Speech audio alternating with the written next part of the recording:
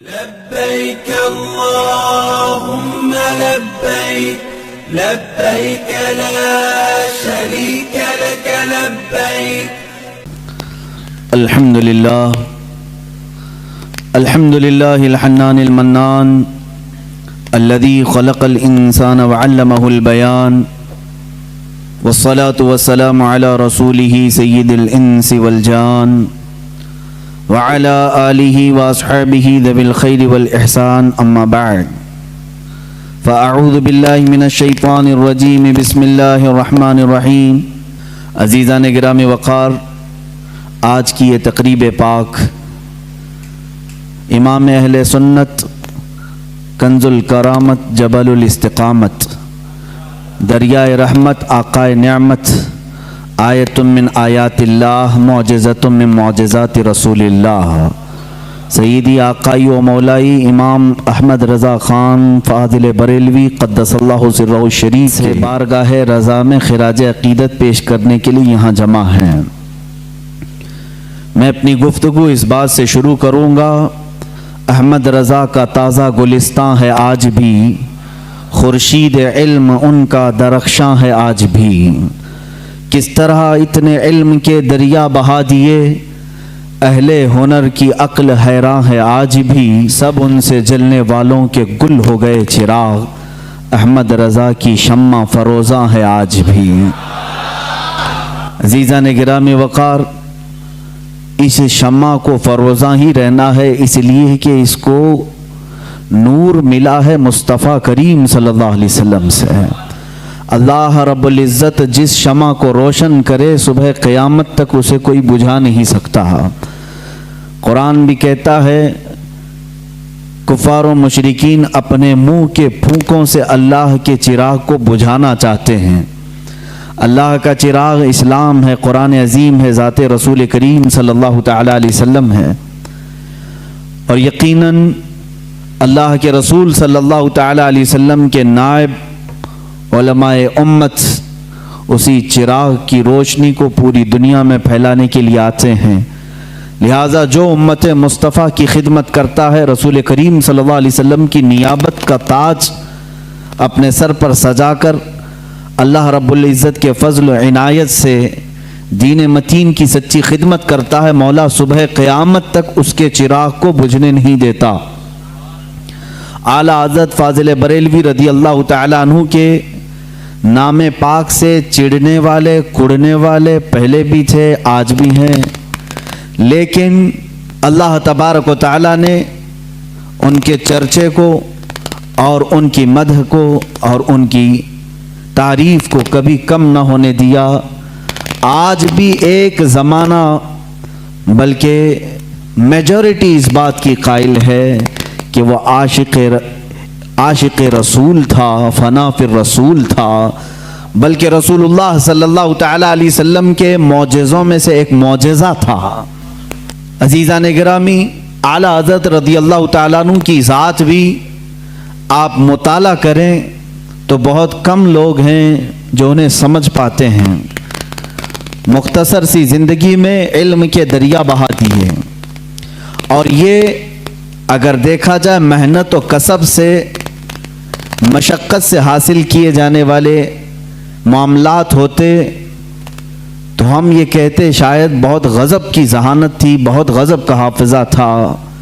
مگر بعض اوقات میں ہمیں جا کر کے یہ کہنا پڑتا ہے، کتنا بھی ذہین آدمی ہو، کتنا بھی عقل کا بادشاہ ہی کیوں نہ ہو، لیکن وہ اعلیٰ حضرت امام احمد رضا خان فاضل بریلوی رحمۃ اللہ تعالی علیہ کی کتابیں پڑھتا ہے تو اسے یہ بات سمجھ میں آتی ہے کہ یہاں صرف کسب کا دخل نہیں ہے، بلکہ یہ جو کچھ بھی اعلیٰ حضرت کو عطا ہوا ہے یہ علم لدنی ہے. اللہ رب العزت کی عطاؤں میں سے ایک عطا کا نام ہے. اللہ تبارک و تعالیٰ نے اس مرد مجاہد کو اس مقام پر پہنچایا جس نے اپنی زندگی عشق رسول میں وقف کر دی، دفاع ناموس رسالت کے لیے اپنی پوری زندگی کو ختم کیا. اللہ تعالیٰ نے اسی اعلیٰ حضرت کو اس مقام تک پہنچایا کہ اب کے زمانے میں عشق رسول کی پہچان کرنا ہو تو اعلیٰ حضرت کا نام لینا ہوتا ہے. عرب کے علماء جو مکہ مکرمہ اور مدینہ طیبہ زادہم اللہ شرفاً و تعظیما، یہاں کے جو سنی صحیح العقیدہ علماء مشائخ ہیں، ان سے پوچھا گیا کہ آپ اہل سنت و جماعت کو حق سمجھتے ہیں؟ کہا ہاں، ہندوستان، پاکستان، بنگلہ دیش، ادھر کے علاقوں سے جب کبھی کوئی آپ کے پاس آتا ہے تو آپ اسے کیسے پہچانتے ہیں؟ وہ خود بیان فرماتے ہیں، اذا جاءنا رجل من الہند، جب ہند سے کوئی آدمی ہمارے پاس آتا ہے تو ہم اس کے پاس پہلے ہی امام احمد رضا خان کا تذکرہ کرتے ہیں، پھر دیکھتے ہیں اس کے چہرے کو غور سے۔ علماء حرمین کہہ رہے ہیں ہم اعلیٰ حضرت کا ذکر اس کے سامنے کرتے ہیں کہ ہندوستان میں ایک مولانا ہیں جن کا نام احمد رضا خان ہے، بریلی سے تعلق رکھتے ہیں، فلاں فلاں کتابیں لکھے ہیں، ہم ان کا ذکر کرتے ہیں اور پھر اس کا چہرہ غور سے دیکھتے ہیں۔ اگر چہرے پر خوشی کے آثار نظر آئے تو ہم سمجھتے ہیں سنی صحیح العقیدہ ہے، اور اگر کڑنے لگے، جلنے لگے، پہلو بدلنے لگے تو ہم سمجھتے ہیں کہ وہ رجل من اہل البدع۔ وہ کہتے ہیں علماء حرمین ہم اسی بات سے سمجھ جاتے ہیں کہ یہ بدعتیوں میں کا کوئی بندہ ہے۔ یہ معیار ہم نے نہیں، علماء حرمین نے متعین فرمایا۔ یہ پہچان جو اعلیٰ حضرت کی بنی، یہ اللہ تبارک و تعالیٰ کے انعامات میں سے ایک انعام ہے۔ آج کیا آپ سب کو معلوم نہیں ہے کہ ہمارے اور دوسروں میں فرق کرنے والی ذات اعلیٰ حضرت کی ہے؟ اللہ تبارک و تعالیٰ نے انہیں بنایا، لوگوں کی کیا مجال ہے کس کو کیا بنائیں گے۔ بعض لوگ کہتے ہیں یہ بریلویوں نے مل کر کے سب بنا دیا ان کو۔ میاں بریلویوں نے مل کر کے اگر انہیں بنایا ہے تو تم بھی سارے مل کر کے ایک اعلیٰ حضرت بنا دو، ایسا کوئی اعلیٰ حضرت بنا دو۔ انسانوں کے بس میں نہیں ہے اللہ کے ولی کو بنانا، وہ اللہ جسے چاہتا ہے اپنا ولی بناتا ہے۔ ذالک فضل اللہ یؤتیہ من یشاء، وہ اللہ کا فضل ہے، وہ جسے چاہے عطا فرماتا ہے۔ اب میں آپ کو یہاں چند اصطلاحیں بھی بتاؤں۔ شریعت طاہرہ میں، ہمارے دین اسلام میں ایک اصطلاح بولی جاتی ہے مجدد۔ یہ مجدد کا لفظ بھی ملا ہے ہمیں حدیث رسول سے۔ اللہ کے حبیب صلی اللہ تعالی علیہ وسلم نے ارشاد فرمایا، سنن ابو داؤد کی حدیث ہے، ان اللہ یبعث لہذه الامة رأس كل 100 سنة من یجدد لها دینہا۔ اللہ کے حبیب صلی اللہ علیہ وسلم فرماتے ہیں بے شک اللہ تعالیٰ اس امت میں ہر 100 سال پر ایک ایسا شخص پیدا کرتا ہے جو میرے دین کو تجدید کر کے صحیح چہرے کے ساتھ پیش کرتا ہے۔ ہر صدی میں، ہر 100 سال میں ایک ایسی شخصیت پیدا ہوتی ہے جو دین کا صحیح چہرہ امت کے سامنے پیش کرتی ہے۔ ہاں، ہم جس زمانے میں ہے، اس زمانے نے ہمیں مجدد کی پہچان جو ملی، اعلیٰ حضرت امام احمد رضا خان فاضل بریلوی رضی اللہ تعالیٰ عنہ شہرۂ آفاق ہیں، اس لیے مجدد کا لفظ آپ نے زیادہ طور پر اعلیٰ حضرت کے لیے سنا ہوگا۔ اور اس سے قبل تقریباً 13 صدیوں تک مجدد آتے رہے۔ پہلی صدی کے مجدد حضرت سیدنا عمر ابن عبدالعزیز رضی اللہ تعالیٰ عنہ کو لوگوں نے فرمایا ہے، محدثین اور فقہاء نے فرمایا ہے وہ پہلی صدی کے مجدد تھے۔ دوسری صدی کے مجدد میں امام شافعی رحمۃ اللہ تعالیٰ علیہ کا نام پاک آتا ہے۔ اسی طرح کئی علماء ہیں، اس میں مجددین کی فہرست ایک طویل ہے۔ ایک زمانے میں کئی مجدد بھی ہو سکتے ہیں، ضروری نہیں کہ پوری دنیا میں ایک ہی ہوگا۔ تیسری صدی میں دوسرے مجدد آئے، چوتھی میں الگ آئے، پانچویں میں الگ آئے۔ امام غزالی رحمۃ اللہ تعالیٰ علیہ یہ بھی مجددین میں ہیں۔ اور اسی طرح سے 1000 سال کے بعد ہندوستان میں ایک مجدد آئے جن کو مجدد احمد فاروقی سرہندی مجدد الف ثانی کہا جاتا ہے، جنہوں نے اکبر کا لایا ہوا دین الہی ختم کیا اور دین مصطفیٰ کی پھر سے نشو و نما کی۔ وہ مجدد الف ثانی امام ربانی جن کا لقب ہے وہ احمد فاروقی سرہندی۔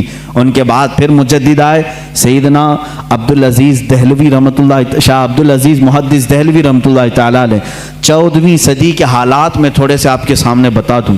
یہ 13 صدی کے جو مجدد آئے، انہوں نے اپنے اپنے زمانے میں تجدیدی کارنامے فرمائے۔ ان کے زمانے میں جو چیلنجز تھے ان کا مقابلہ انہوں نے کیا.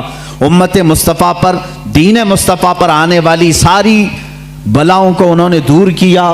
جس انداز سے بھی یہ طوفان کھڑے ہوتے، مجدد اپنے ذات کے ساتھ، اپنے قلم کے ساتھ، اپنی زبان کے ساتھ جہاد کرتا اور شریعت طاہرہ کا دفاع کرتا. 14ویں صدی کے حالات ایسے تھے میرے عزیزوں. ہندوستان کے حالات میں اگر آپ کو بتاؤں، یہاں کے پس منظر کو آپ کو پہلے سمجھنا ہوگا، پھر اعلیٰ حضرت کی ذات آپ کو سمجھ میں آئے گی.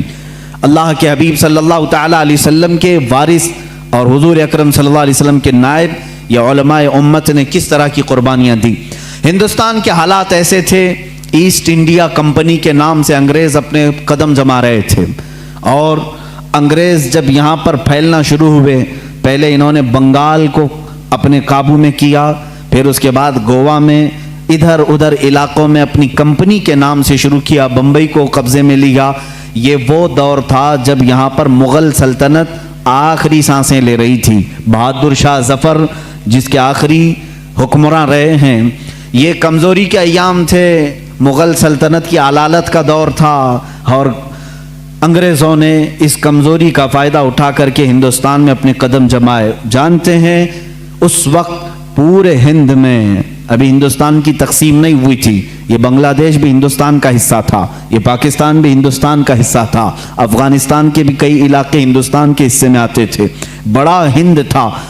اس زمانے میں پورے بر صغیر اس کو کہا جاتا ہے، سب کانٹیننٹل ہندوستان کو، بر صغیر، شبہ القارۃ الہندیہ اس کو عربی میں کہتے ہیں، یعنی ایک انٹر کانٹیننٹل کے برابر ہی ہندوستان کو سمجھا جاتا ہے، تھوڑا چھوٹا اس سے. اتنے پورے علاقے میں پورے مسلمانوں کا عقیدہ ایک ہی تھا، وہ اہل سنت و جماعت، یا اگر کچھ تھے تو رافضی اور شیعہ تھے تھوڑے سے، لیکن پورے بر صغیر میں مسلمان صرف اہل سنت و جماعت تھے. انگریز جب یہاں پر ہندوستان میں آئے تو ان کو سب سے زیادہ خطرہ کس سے تھا؟ انہوں نے اپنی کتابوں میں لکھا علماء اسلام سے انہیں خطرہ تھا. علماء اسلام ان کے خلاف کھڑے ہو سکتے تھے، اور ظاہر سی بات ہے اس وقت ابھی ترکی کی خلافت عثمانیہ بھی موجود تھی اور ہندوستان میں مغل سلطنت تھی. مسلمانوں کا دبدبہ ایسا تھا کہ ایک بار اگر بادشاہ اسلام جہاد کا اعلان کر دے تو سارے کفن بردوش سڑکوں پر آ جاتے. ایک اعلان ہو جائے، نوجوان تو نوجوان، بوڑھے بھی راستوں پر آ جاتے اپنی جان اللہ کی بارگاہ میں پیش کرنے کے. اسی لیے 1947 کی جو آزادی کی جنگ ہے، اس میں آپ دیکھیں گے تاریخ اگرچہ آپ کو بتائی نہیں جاتی، 1 لاکھ سے زیادہ مسلمانوں کی بھی موت اس میں ہوئی، شہادت ہوئی ہے. اور تقریباً 1857 سے اگر میں گناؤں 30,000 صرف علماء اہل سنت ایسے ہیں جن کو درختوں پر پھانسی پر لٹکایا تھا انگریزوں نے. یہ ہماری قربانیاں ہیں، اور انگریز یہ اچھی طرح سے جانتا ہے، جس کو اقبال نے کہا یہ فاقہ کش موت سے ڈرتا نہیں ذرا، روح محمدی اس کے بدن سے نکال دو، عرب کو دے کر کے عجم کے تخیلات، اسلام کو حجاز و یمن سے نکال دو. انگریز یہی سوچتا ہے کہ یہ فاقہ کش موت سے ڈرتا نہیں، اس کے جسم سے روح محمدی نکال دو، عشق مصطفیٰ نکال دو. اس زمانے میں انگریزوں نے جب یہ دیکھا کہ یہاں ان کی یونٹی اور ان کے اتحاد سے ہمارے لیے خطرہ ہے، تو ظاہر سی بات ہے ہر زمانے میں منافقین کو خریدنے کی کوشش کی جاتی رہی ہے، ہر زمانے میں. وہ زمانہ بھی ایسا رہا کہ انگریزوں نے اپنے خلاف بولنے والوں کو کالا پانی کی سزا دی، انڈمان نکوبار بھیجا، پھانسی کی سزائیں دی، لیکن وہی انگریز چند علماء کو خریدتا رہا، چند مولویوں کو خریدا، اور ان کے درمیان، مسلمانوں کے درمیان اختلافات ڈالنے کی کوششیں کی. کیونکہ مشہور ہے، یہ میری اکیلے کی بات نہیں، سارے لوگ جانتے ہیں ڈیوائڈ اینڈ رول کی پالیسی کس کی رہی ہے؟ انگریزوں کی رہی ہے. سب جانتے ہیں ڈیوائڈ اینڈ رول کی پالیسی انہی کی لائی ہوئی تھی. تفرقہ پیدا کرو، ٹکڑے کرو، اور اس کے بعد حکومت کرتے رہو، اختلافات ڈالو.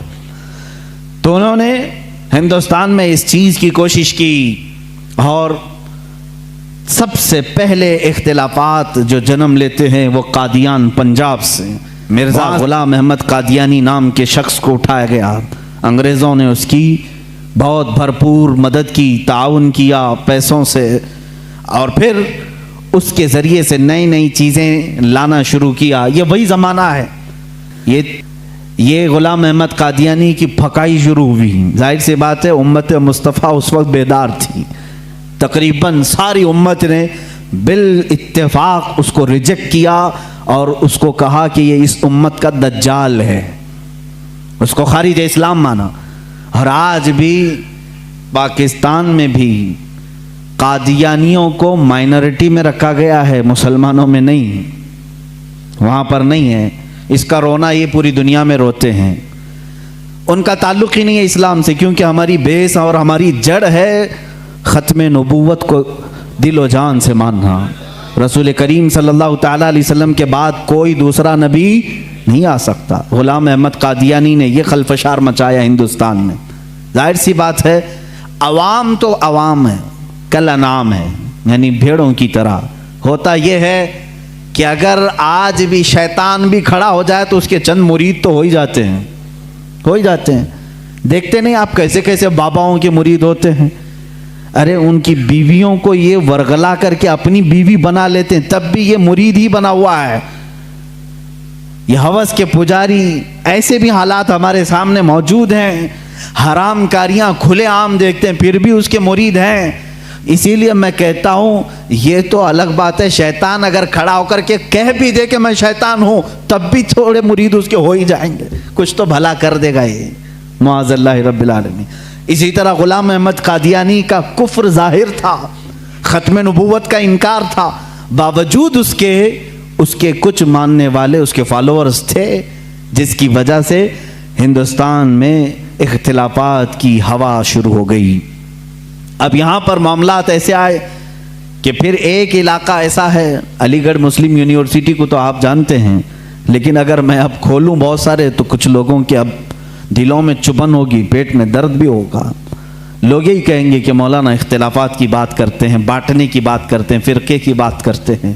میرے عزیز، حق بات بتانے کو اگر تم فرقہ واریت سمجھو گے تو یہ تمہارا کوڈ ہے، یہ تمہارا مرض ہے۔ اگر کوئی یہ بتا دے کہ یہ شکر ہے یہ گوبر ہے تو تم کیا کہو گے؟ یہ فرقہ پیدا کر رہا ہے۔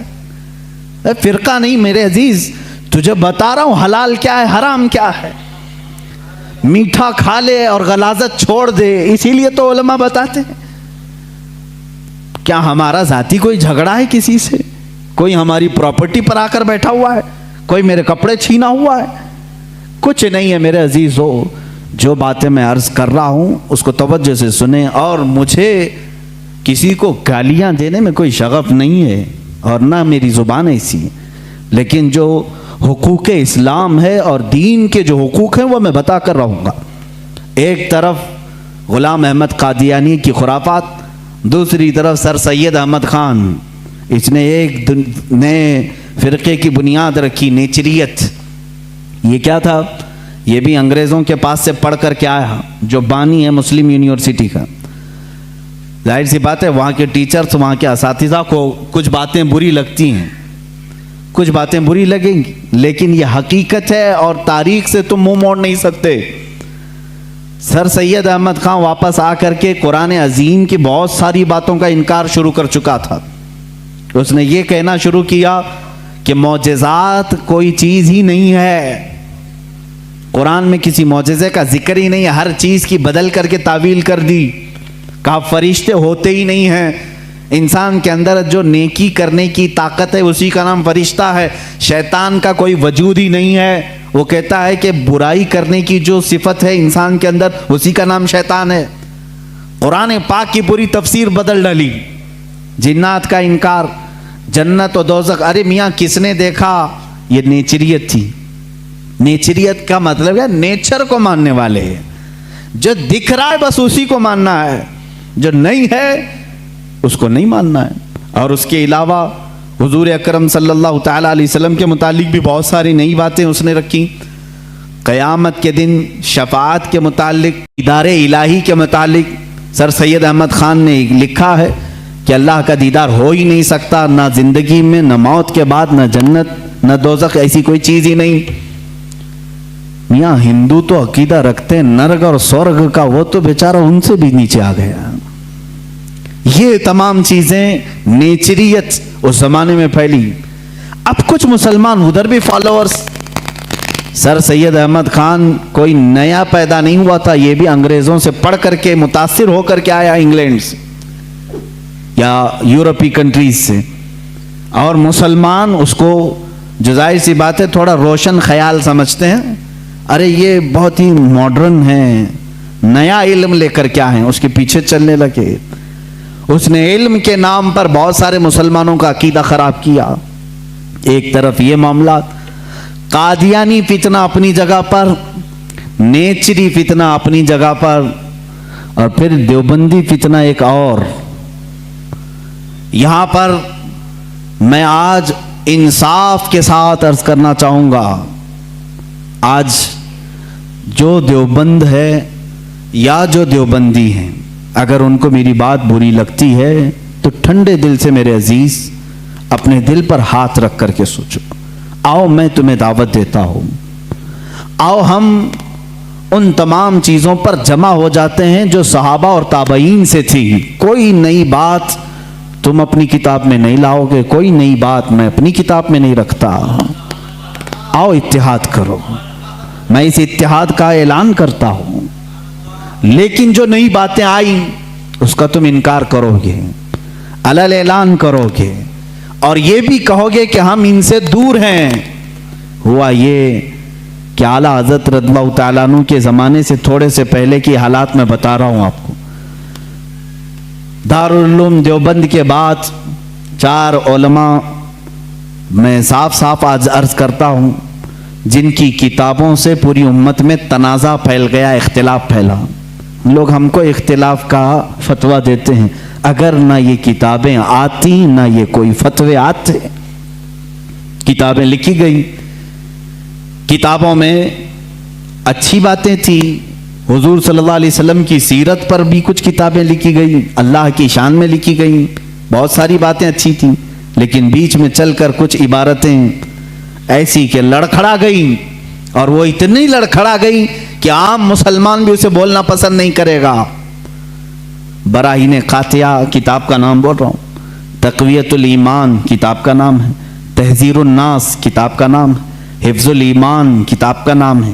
یہ وہ کتابیں جو آج چھپی نہیں ہیں، مارکیٹ میں چھپی ہیں، ابھی بھی موجود ہیں، ابھی بھی موجود ہیں. انہی کتابوں کی عبارات کی وجہ سے ہی تو یہ تنازع پھیلا پورے امت میں، اختلافات. اہل سنت و جماعت متحدہ متفقہ ایک ہی جماعت تھی بر صغیر میں. ان کتابوں کے آنے کے بعد ہوا کیا؟ ایک کتاب میں لکھا گیا اللہ جھوٹ بول سکتا ہے. نئی بات تھی. اس بات پر آج تک امت نے کبھی کسی بھی شیخ، کسی بھی بزرگ سلف صالحین سے مجھے عبارت لا کر کے دکھاؤ اس سے پہلے کوئی بات ہوئی تھی. پھر ایک کتاب میں عقیدہ توحید کو بیان کرتے ہوئے مولوی اسماعیل دہلوی صاحب نے یہ تک لکھ دیا حضور صلی اللہ تعالیٰ علیہ وسلم کا خیال نماز میں آنا گدھے اور بیل کے خیال سے بدتر ہے. یہ نئی بات تھی کہ نہیں تھی؟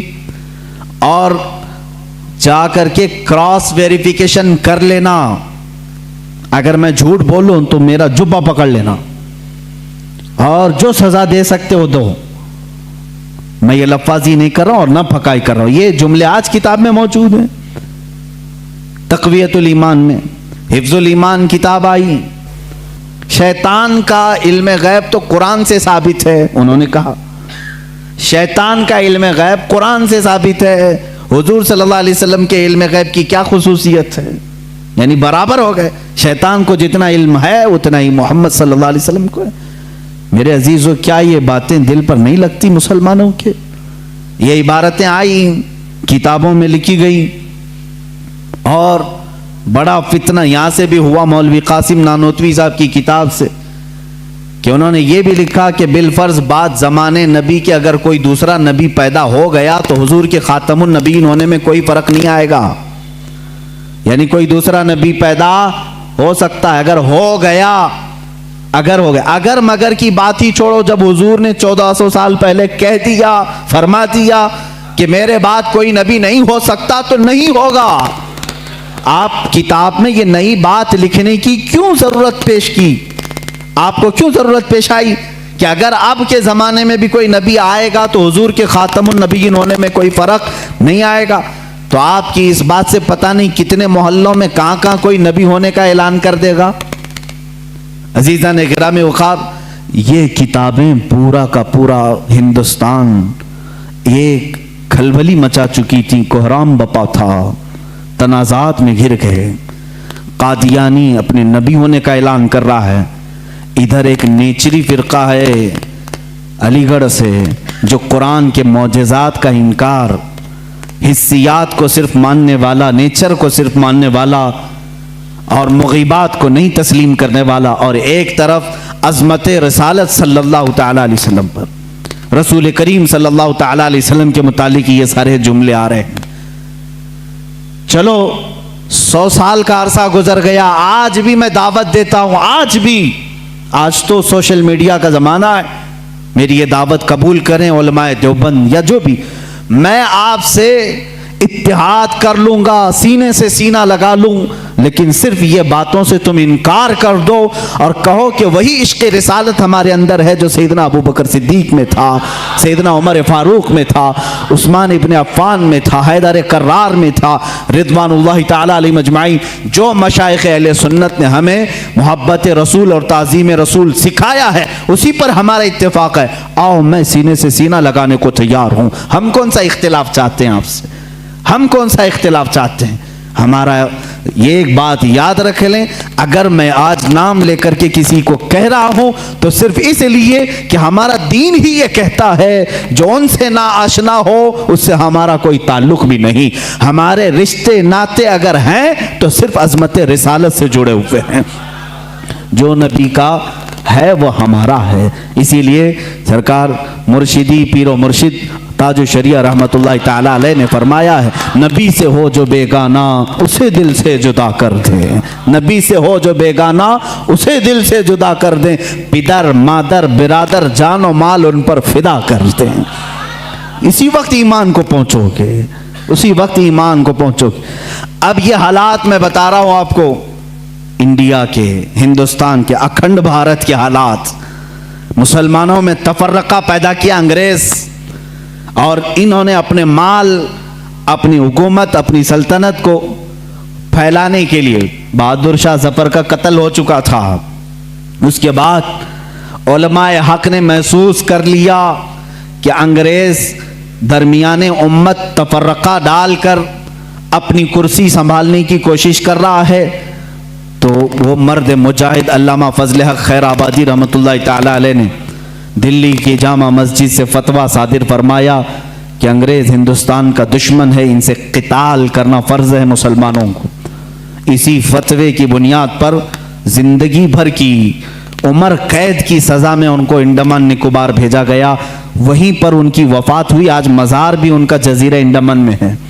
مولانا کفایت علی کافی رحمت اللہ تعالی علیہ، جو 1857 کی یہ جو غدر ہے اس کے بعد کے علماء اہل سنت کی بات میں کر رہا ہوں، انہوں نے محسوس کر لیا اسی زمانے میں کہ انگریز نے فرقہ پیدا کر دیا ہے. کچھ علماء اس کی بولی بول رہے ہیں. ظاہر سی بات ہے یہاں کچھ علماء جو مدرسہ بنا رہے تھے ان کو ماہانہ مشاہرہ مل رہا ہے انگریز حکومت سے. علی گڑھ کو پاؤنڈ آ رہے ہیں انگلینڈ سے، اور دیگر علماء کو پاؤنڈ آ رہے ہیں، اور یہاں جو علماء ان کی ان خرافات کو بیان کر رہے ہیں ان کو پھانسی پر چڑھایا جا رہا ہے. مولانا کفایت علی کافی رحمت اللہ تعالی علیہ، جن کے اعلیٰ حضرت بھی بڑی عزت فرمایا کرتے تھے، وہی کفایت علی کافی جنہوں نے اپنی ایک نعت میں کہا تھا، کوئی گل باقی رہے گا نہ چمن رہ جائے گا، پر رسول اللہ کا دین حسن رہ جائے گا. اطلس و کم خواب کے پوشاک پہ نازاں نہ ہو، اس تنے بے جاں پہ خاکی کفن رہ جائے گا. یہ جو نعت انہوں نے لکھی تھی اس وقت جب آپ کو پھانسی کے پھندے پر چڑھایا جا رہا تھا. یہ مولانا کفایت علی کافی، پھر مولانا عنایت احمد کاکوروی رحمت اللہ تعالی علیہ، جن کو جیل کی سلاخوں کے پیچھے انگریزوں نے بند کیا. اس ایک عالم ربانی نے پتھر کی ٹھیکری سے دیواروں پر پوری علم الصیغہ کتاب لکھ دی تھی، جو آج بھی عالم کورس کی کتاب میں پڑھائی جاتی ہیں۔ عزیزان گرامی وقار، اگر انگریز کو علماء سے محبت تھی اور وہ مدرسے کی سنگ بنیاد میں آ رہے تھے تو ان علماء کے ساتھ وہ کالا پانی کی سزائیں اور موت اور پھانسی کی سزائیں کیوں دے رہے تھے؟ آپ سمجھا کریں، کچھ علماء کو وہ شہید کر رہے تھے اور کچھ علماء کو وہ پیسوں سے پال رہے تھے۔ یہ حالات بڑے دیگرگوں تھے، امت میں تفرقہ، اختلافات آ چکے تھے۔ اب یہ وہ زمانہ تھا، نیچریت اپنے پاؤں پھیلا رہی ہے، قادیانیت اپنے پاؤں پھیلا رہی ہے، دہریت اپنے پاؤں پھیلا رہی ہے، اور ایک طرف غیر مقلدیت بھی اپنے پاؤں پھیلا رہی ہے۔ ہندوستان کی سرزمین جو اہل سنت و جماعت کا گہوارہ تھی، اولیاء کا مرکز تھی، یہ خواجہ ہند کا ہندوستان تھا، یہ محبوب الہی کی وراثت کی زمین تھی۔ یہاں صابر کلیری کے مجاہدات تھے، یہاں بابا فرید کے نغمے تھے، یہاں پر اولیاء کاملین کا گلشن تھا، یہ تمام صوفیاء کاملین کے پروردہ مریدین کا ایک عظیم گلستان تھا۔ اس گلستان کو کئی انگریزوں نے اپنے پاؤں سے کچلنا شروع کیا، اس میں خزاں آنے لگ گیا۔ اس حسین گلدستے میں، ہندوستان کے گلدستے میں پھول مرجھانے لگے۔ نیچریت کا غلبہ آیا ہے، وہابیت کا غلبہ آیا ہے، قادیانیت کا فتنہ سر ابھار رہا ہے، الہاد و بے دینی کا فتنہ سر ابھار رہا ہے۔ اب ہندوستان کی سرزمین پر ایک ایسے مرد قلندر کی ضرورت تھی جو موسیٰ کا جلال لے کر فرعون کے مقابل میں آئے، جو ابراہیم کی ثبات قدمی لے کر کے نمرود کے سامنے آئے۔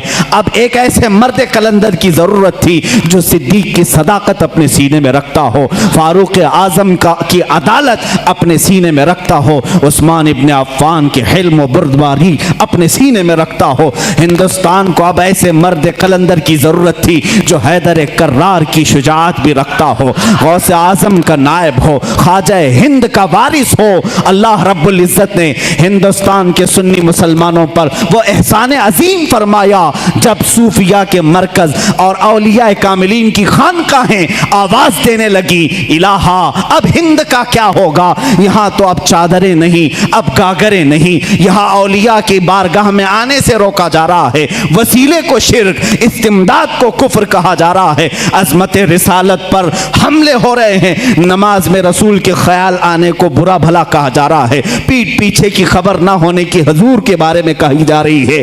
الہا اب کون اس دین کا وارث ہوگا، جانشین ہوگا، محافظ ہوگا، نگہبان ہوگا؟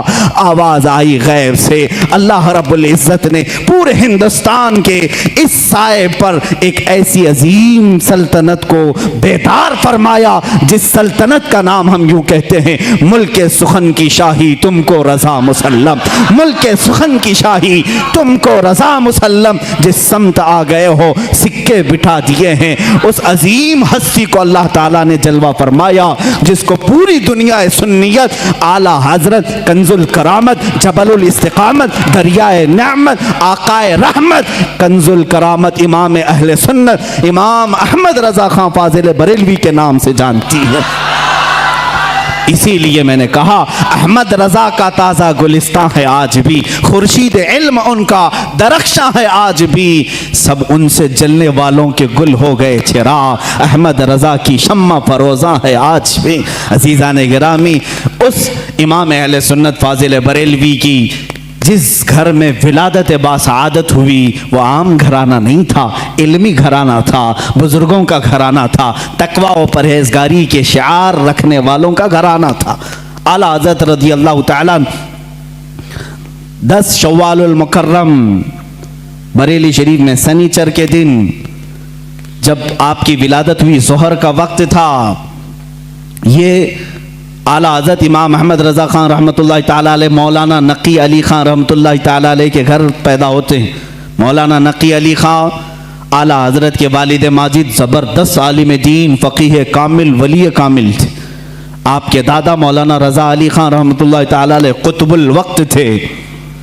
آپ کا سلسلہ نسب اعلیٰ حضرت رضی اللہ تعالیٰ عنہ کا افغانستان کے بڑھیج قبیلے کے پٹھانوں سے ملتا ہے۔ بعض محققین نے کہا ہے کہ صحابی رسول تک آپ کا نسب پہنچتا ہے، واللہ اعلم۔ اعلیٰ حضرت رضی اللہ تعالیٰ عنہ جس وقت اپنی آنکھیں کھولے ہیں باپ کو مولانا نقی علی خان کی شکل میں ایک عظیم ولایت کا سرتاج دیکھے ہیں، اور پرورش بھی اس انداز میں ہوئی الحمدللہ۔ جن کے گھر علمی ہوتے ہیں، تقوی والے ہوتے ہیں، وہاں کی ہواؤں میں بھی علم ہوتا ہے، وہ چلتے پھرتے بھی پرہیزگار بنتے ہیں۔ اعلیٰ حضرت عظیم البرکت رضی اللہ تعالیٰ عنہ کے علمی گھرانے کی مثال اسی بات سے سمجھ میں آتی ہے کہ آپ کا نام، اعلیٰ حضرت رضی اللہ تعالیٰ عنہ کا نام محمد رکھا گیا اور دادا نے احمد رضا رکھا، اسی نام سے آپ مشہور زمانہ بھی ہیں۔ اعلیٰ حضرت رضی اللہ تعالیٰ عنہ کے گھر کا نہیں بلکہ صوفیاء کرام بزرگوں کا یہ وتیرہ رہا ہے کہ بچہ جب 4 سال 4 مہینے 4 دن کا ہوتا ہے تو بسم اللہ خوانی کرائی جاتی۔ اس رواج کو ہمارے لوگ بھول چکے ہیں۔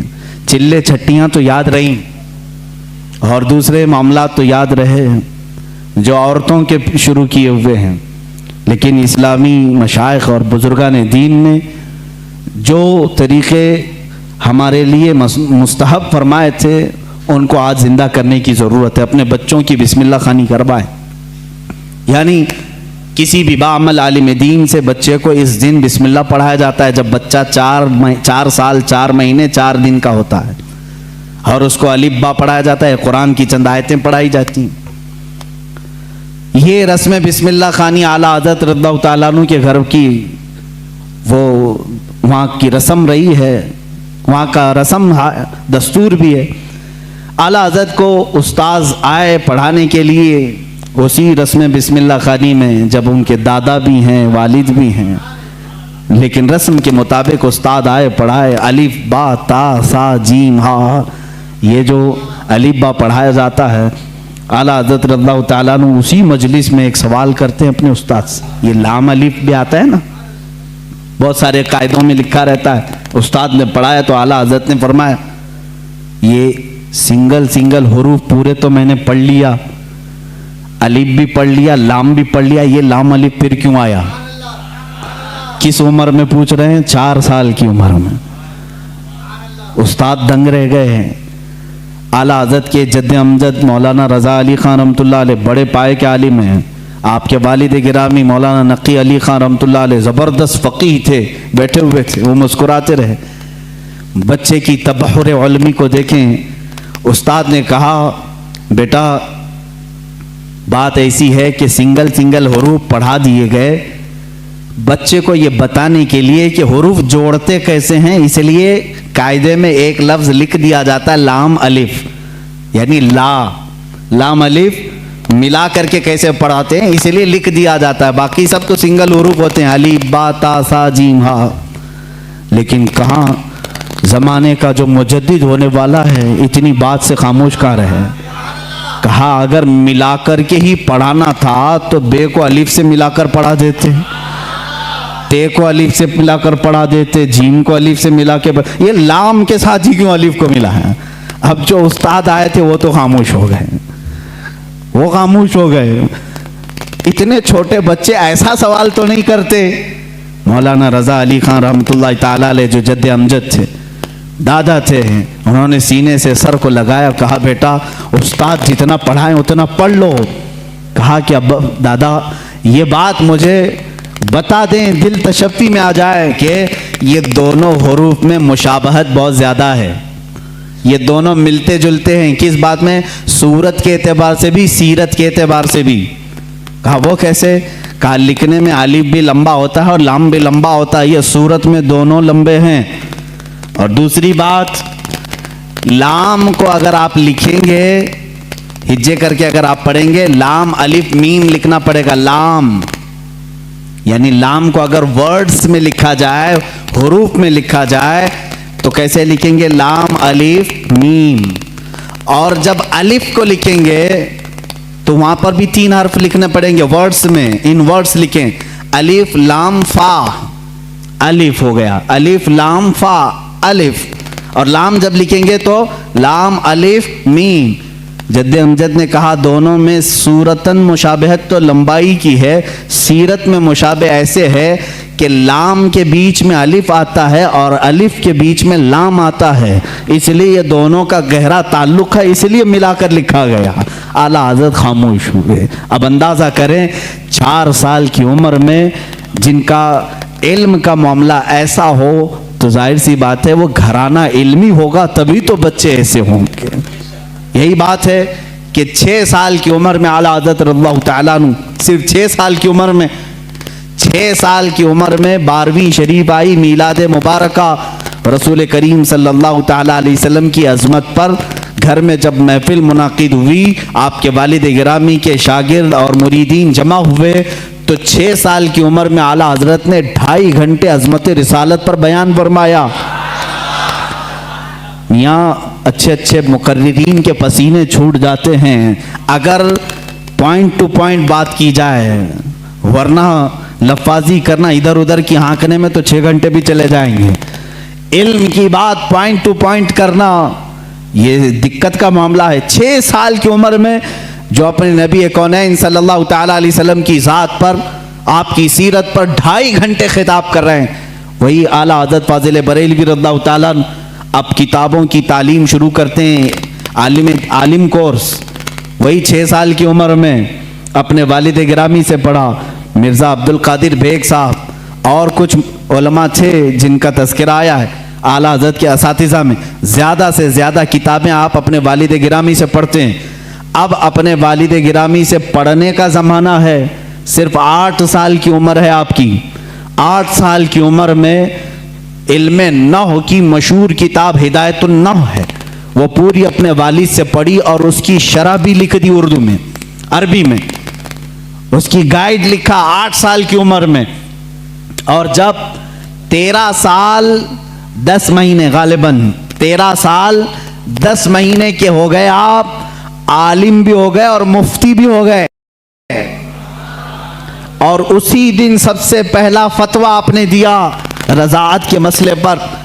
سوال آیا تھا، آپ کے والد گرامی نے مسند پر بٹھایا اور کہا بیٹا احمد رضا لکھو اس کا جواب۔ آپ کی عمر 14 سال کے قریب تھی، 13 سال 10 مہینے کے آس پاس۔ اس وقت آپ نے سب سے پہلا فتویٰ لکھا۔ میاں فتویٰ پوچھنے والوں کی عمر یہاں 60 سال کی ہو جاتی ہے، لکھنے والوں کی بات تو چھوڑے۔ وہ 13 سال 10 مہینے کی عمر میں پہلا فتویٰ صادر فرماتے ہیں، اس میں دلائل بھی ہیں، قرآنی آیات، احادیث رسول۔ والد گرامی نے دیکھ کر کے ماتھے کا بوسہ لیا اور کہا آج سے تم مسند افتاء پر بٹھائے جاتے ہو۔ 13 سال 10 مہینے کی عمر سے لے کر جب تک آپ کی وفات نہ ہوئی اس وقت تک آپ نے فتویٰ نویسی فرمائی۔ تقریباً 6,000 سے زیادہ فتوے آپ نے ارسال فرمائے۔ آج وہی فتاوی رضویہ کی شکل میں ہمارے پاس ایک فقہی انسائکلوپیڈیا موجود ہے جس کی 30 جلدیں ہیں، 21,000 صفحات کے قریب یہ کتاب ہے، 250 رسالے اس کے اندر موجود ہیں، 250 رسالے، الگ الگ کتابیں، جو جس طرح کا سوال آیا، عربی میں آیا تو عربی میں جواب، فارسی میں آیا فارسی میں جواب، انگلش میں آیا انگلش میں جواب، جس علم کا سوال آیا اس علم کا جواب آپ نے ارسال فرمایا۔ یہ تقریباً فتاوی رضویہ آج جو چھپی ہوئی ہے 30 جلدوں میں ہے، 30 بڑے بڑے والیومز ہیں۔ اسی لیے بہت مشہور خاندان مارہرہ مطہرہ کے اعلیٰ حضرت رضی اللہ تعالیٰ عنہ کے پیر خانے کے صاحب سجادہ کے برادر اصغر فرماتے ہیں اعلیٰ حضرت کی شان میں مینار قصر رضا تو بلند کافی ہے۔ یہ سید اشرف مارہروی صاحب قبلہ ادام اللہ اقبالہ وہ ابھی آیات ہیں، انہوں نے یہی فرمایا اور حق فرمایا کہ مینار قصر رضا تو بلند کافی ہے، تم اس کے پہلے ہی زینے پہ چڑھ کے دکھلا دو۔ ارے میاں فتاوی رضویہ تو ایک کرامت ہے، فتاوی رضویہ تو ایک کرامت ہے، ذرا ہدایت بخشش ہی پڑھ کے دکھلا دو۔ اعلیٰ حضرت کی لکھی ہوئی نعتوں کی جو کتاب ہے ہدایت بخشش، اسی میں بہت سارے لوگ بھٹک جاتے ہیں، پڑھ نہیں پاتے۔ فتاوی رضویہ تو علوم کا ایک سمندر ہے۔ عزیزان گرامی وقار، اعلیٰ حضرت رضی اللہ تعالیٰ عنہ کے تبحر علمی کو اگر بتاتا چلوں تو ظاہر سی بات ہے مجھے 55 علوم پر بات کرنی پڑے گی۔ مجھ جیسا ناقص علم اور کم فہم آدمی ان تمام علوم پر گفتگو کہاں سے کر سکے گا؟ ہمارے علم کی بساط ہی کتنی ہے ان علوم پر بات کرنے کی۔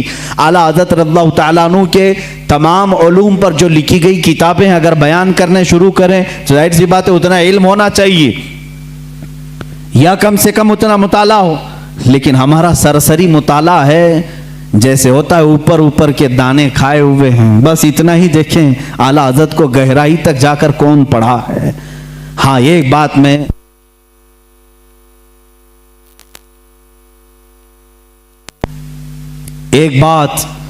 میں دل سے کہوں گا کہ سنے ہوئی محبت کرنے والے الگ ہوتے ہیں، اعلیٰ حضرت کو پڑھ کر کے چاہنے والوں کی بات الگ ہوتی ہے۔ پڑھ کر کے جو محبت کرتے ہیں وہ حقیقت میں محبت کرتے ہیں اور ان کا لوہا مانتے ہیں، اور سنی سنائی ہوئی باتوں میں کبھی ادھر آتے ہیں کبھی ادھر جاتے ہیں، معاملات ایسے ہوتے رہتے ہیں۔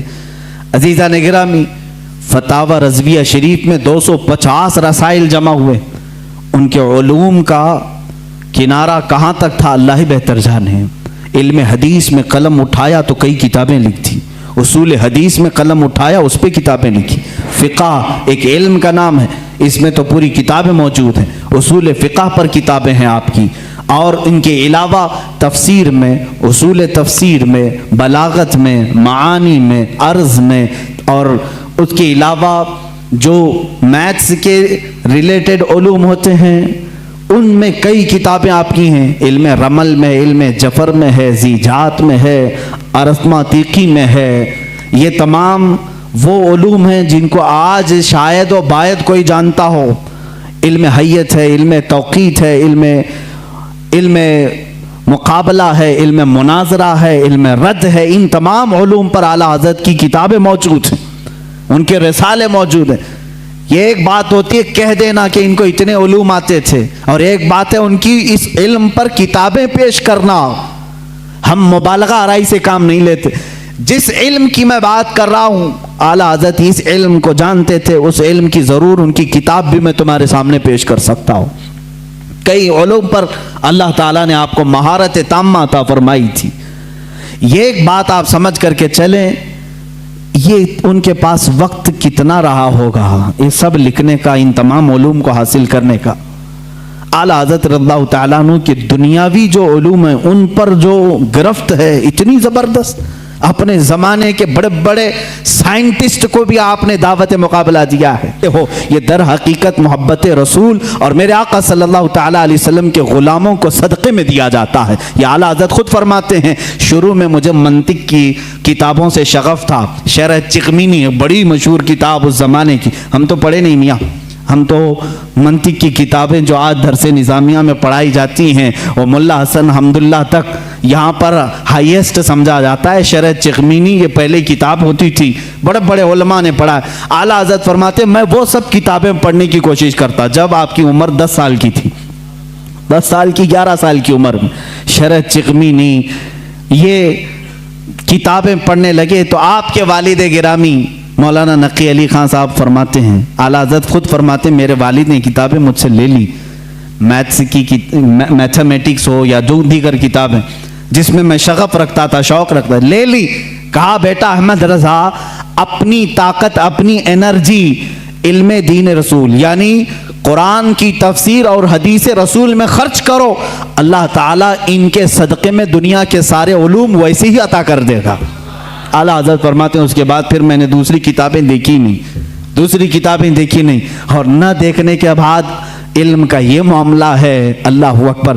مولانا سید سلیمان اشرف بھاگلپوری رحمۃ اللہ تعالیٰ علیہ اعلیٰ حضرت رضی اللہ تعالیٰ عنہ کے شاگرد بھی ہیں، مسلم یونیورسٹی علی گڑھ میں دینیات کے پروفیسر بھی تھے، وہ خود اس بات کو بیان کرتے ہیں۔ ان کے یہاں ایک سر ضیاء الدین صاحب تھے، وہ بڑے میتھس کے ماہر تھے، وہ باتوں میں ہر چیز میں حساب کتاب کی باتیں کرتے ہیں۔ حساب سے آج ویسی بھی جی چراتے ہیں سارے لوگ، اکثر کے بیک جو پیپر جاتے ہوں گے میتھس کے ہی ہوتے ہیں۔ ہاں جن کو بہت زیادہ کالج اور یونیورسٹی پر فخر ہے ان کے میتھس کو بھی میں دیکھنا چاہوں گا۔ آؤ جو دین رسول پر حملہ کرتے ہیں یا علماء امت کو تانا دیتے ہیں کہ مولوی کا मौलवी का कितना बिसात, मुसल्ले से घर तक इतना ही होता है। यही शायद उस वक्त भी ख्याल रहा हो।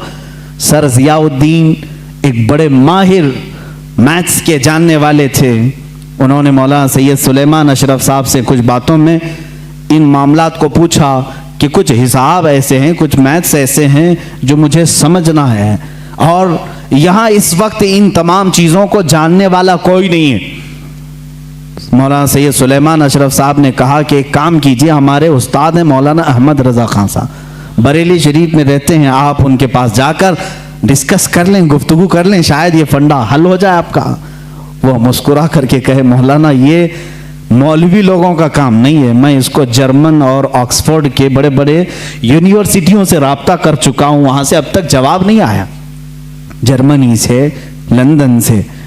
मौलाना सुलेमान अशरफ साहब ने फरमाया, क्या बात है, एक बार मिल करके देख तो लें, जर्मनी बहुत दूर है, इंग्लैंड बहुत दूर है, बरेली करीब है अलीगढ़ से, आप जा करके तो आए। वो कहते हैं मैं उनकी बात पर आया, यहाँ जब तशरीफ़ लाए, आला हज़रत फाजिल बरेलवी रज़ियल्लाहु ताला अन्हु असर की नमाज के बाद बैठते थे चारपाई पर, और लोग आने वाले मुलाकात करते, अपनी अपनी हाजतें लेकर आते। वो आए, मौलाना सुलेमान अशरफ साहब ने पहले ही ख़त लिखा था आला हज़रत को कि फ़लाँ फ़लाँ साहब हैं, आप उनको इजाज़त मुलाकात अता फरमाए।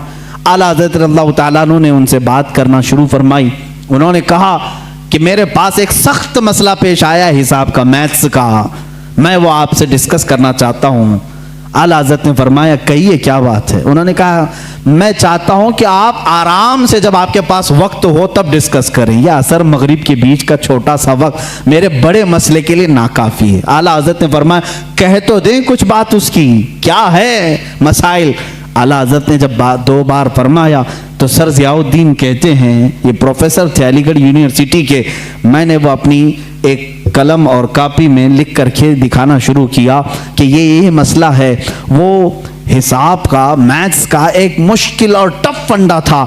आला हज़रत रज़ियल्लाहु ताला अन्हु मुस्कुराए और 4 जुमलों में जवाब इनायत फरमाया और लिख करके फरमाया, सर ज़ियाउद्दीन कहते हैं मैं वो देखता रह गया, यहाँ तक कि मगरिब की अजान हो गई, आला हज़रत नमाज के लिए चले भी गए और मैं उसी में उलझ करके रह गया। मुझे जो बरसों से मामला समझ में नहीं आया, वो एक मौलाना के पास 10 मिनट में कैसे समझ में आया। सर ज़ियाउद्दीन कहते हैं वापस अलीगढ़ आकर के उन्होंने दाढ़ी शरीफ भी रखी और सैयद सुलेमान अशरफ साहब से कहा, मौलाना अब तक मैं मौलवियों को हल्का समझता था, मगर मौलाना अहमद रज़ा खान से मिलने के बाद यकीन हो गया कि जो आशिक़ रसूल होता है अल्लाह उसको दीनी सदक़े में तमाम उलूम अता फरमा देता है।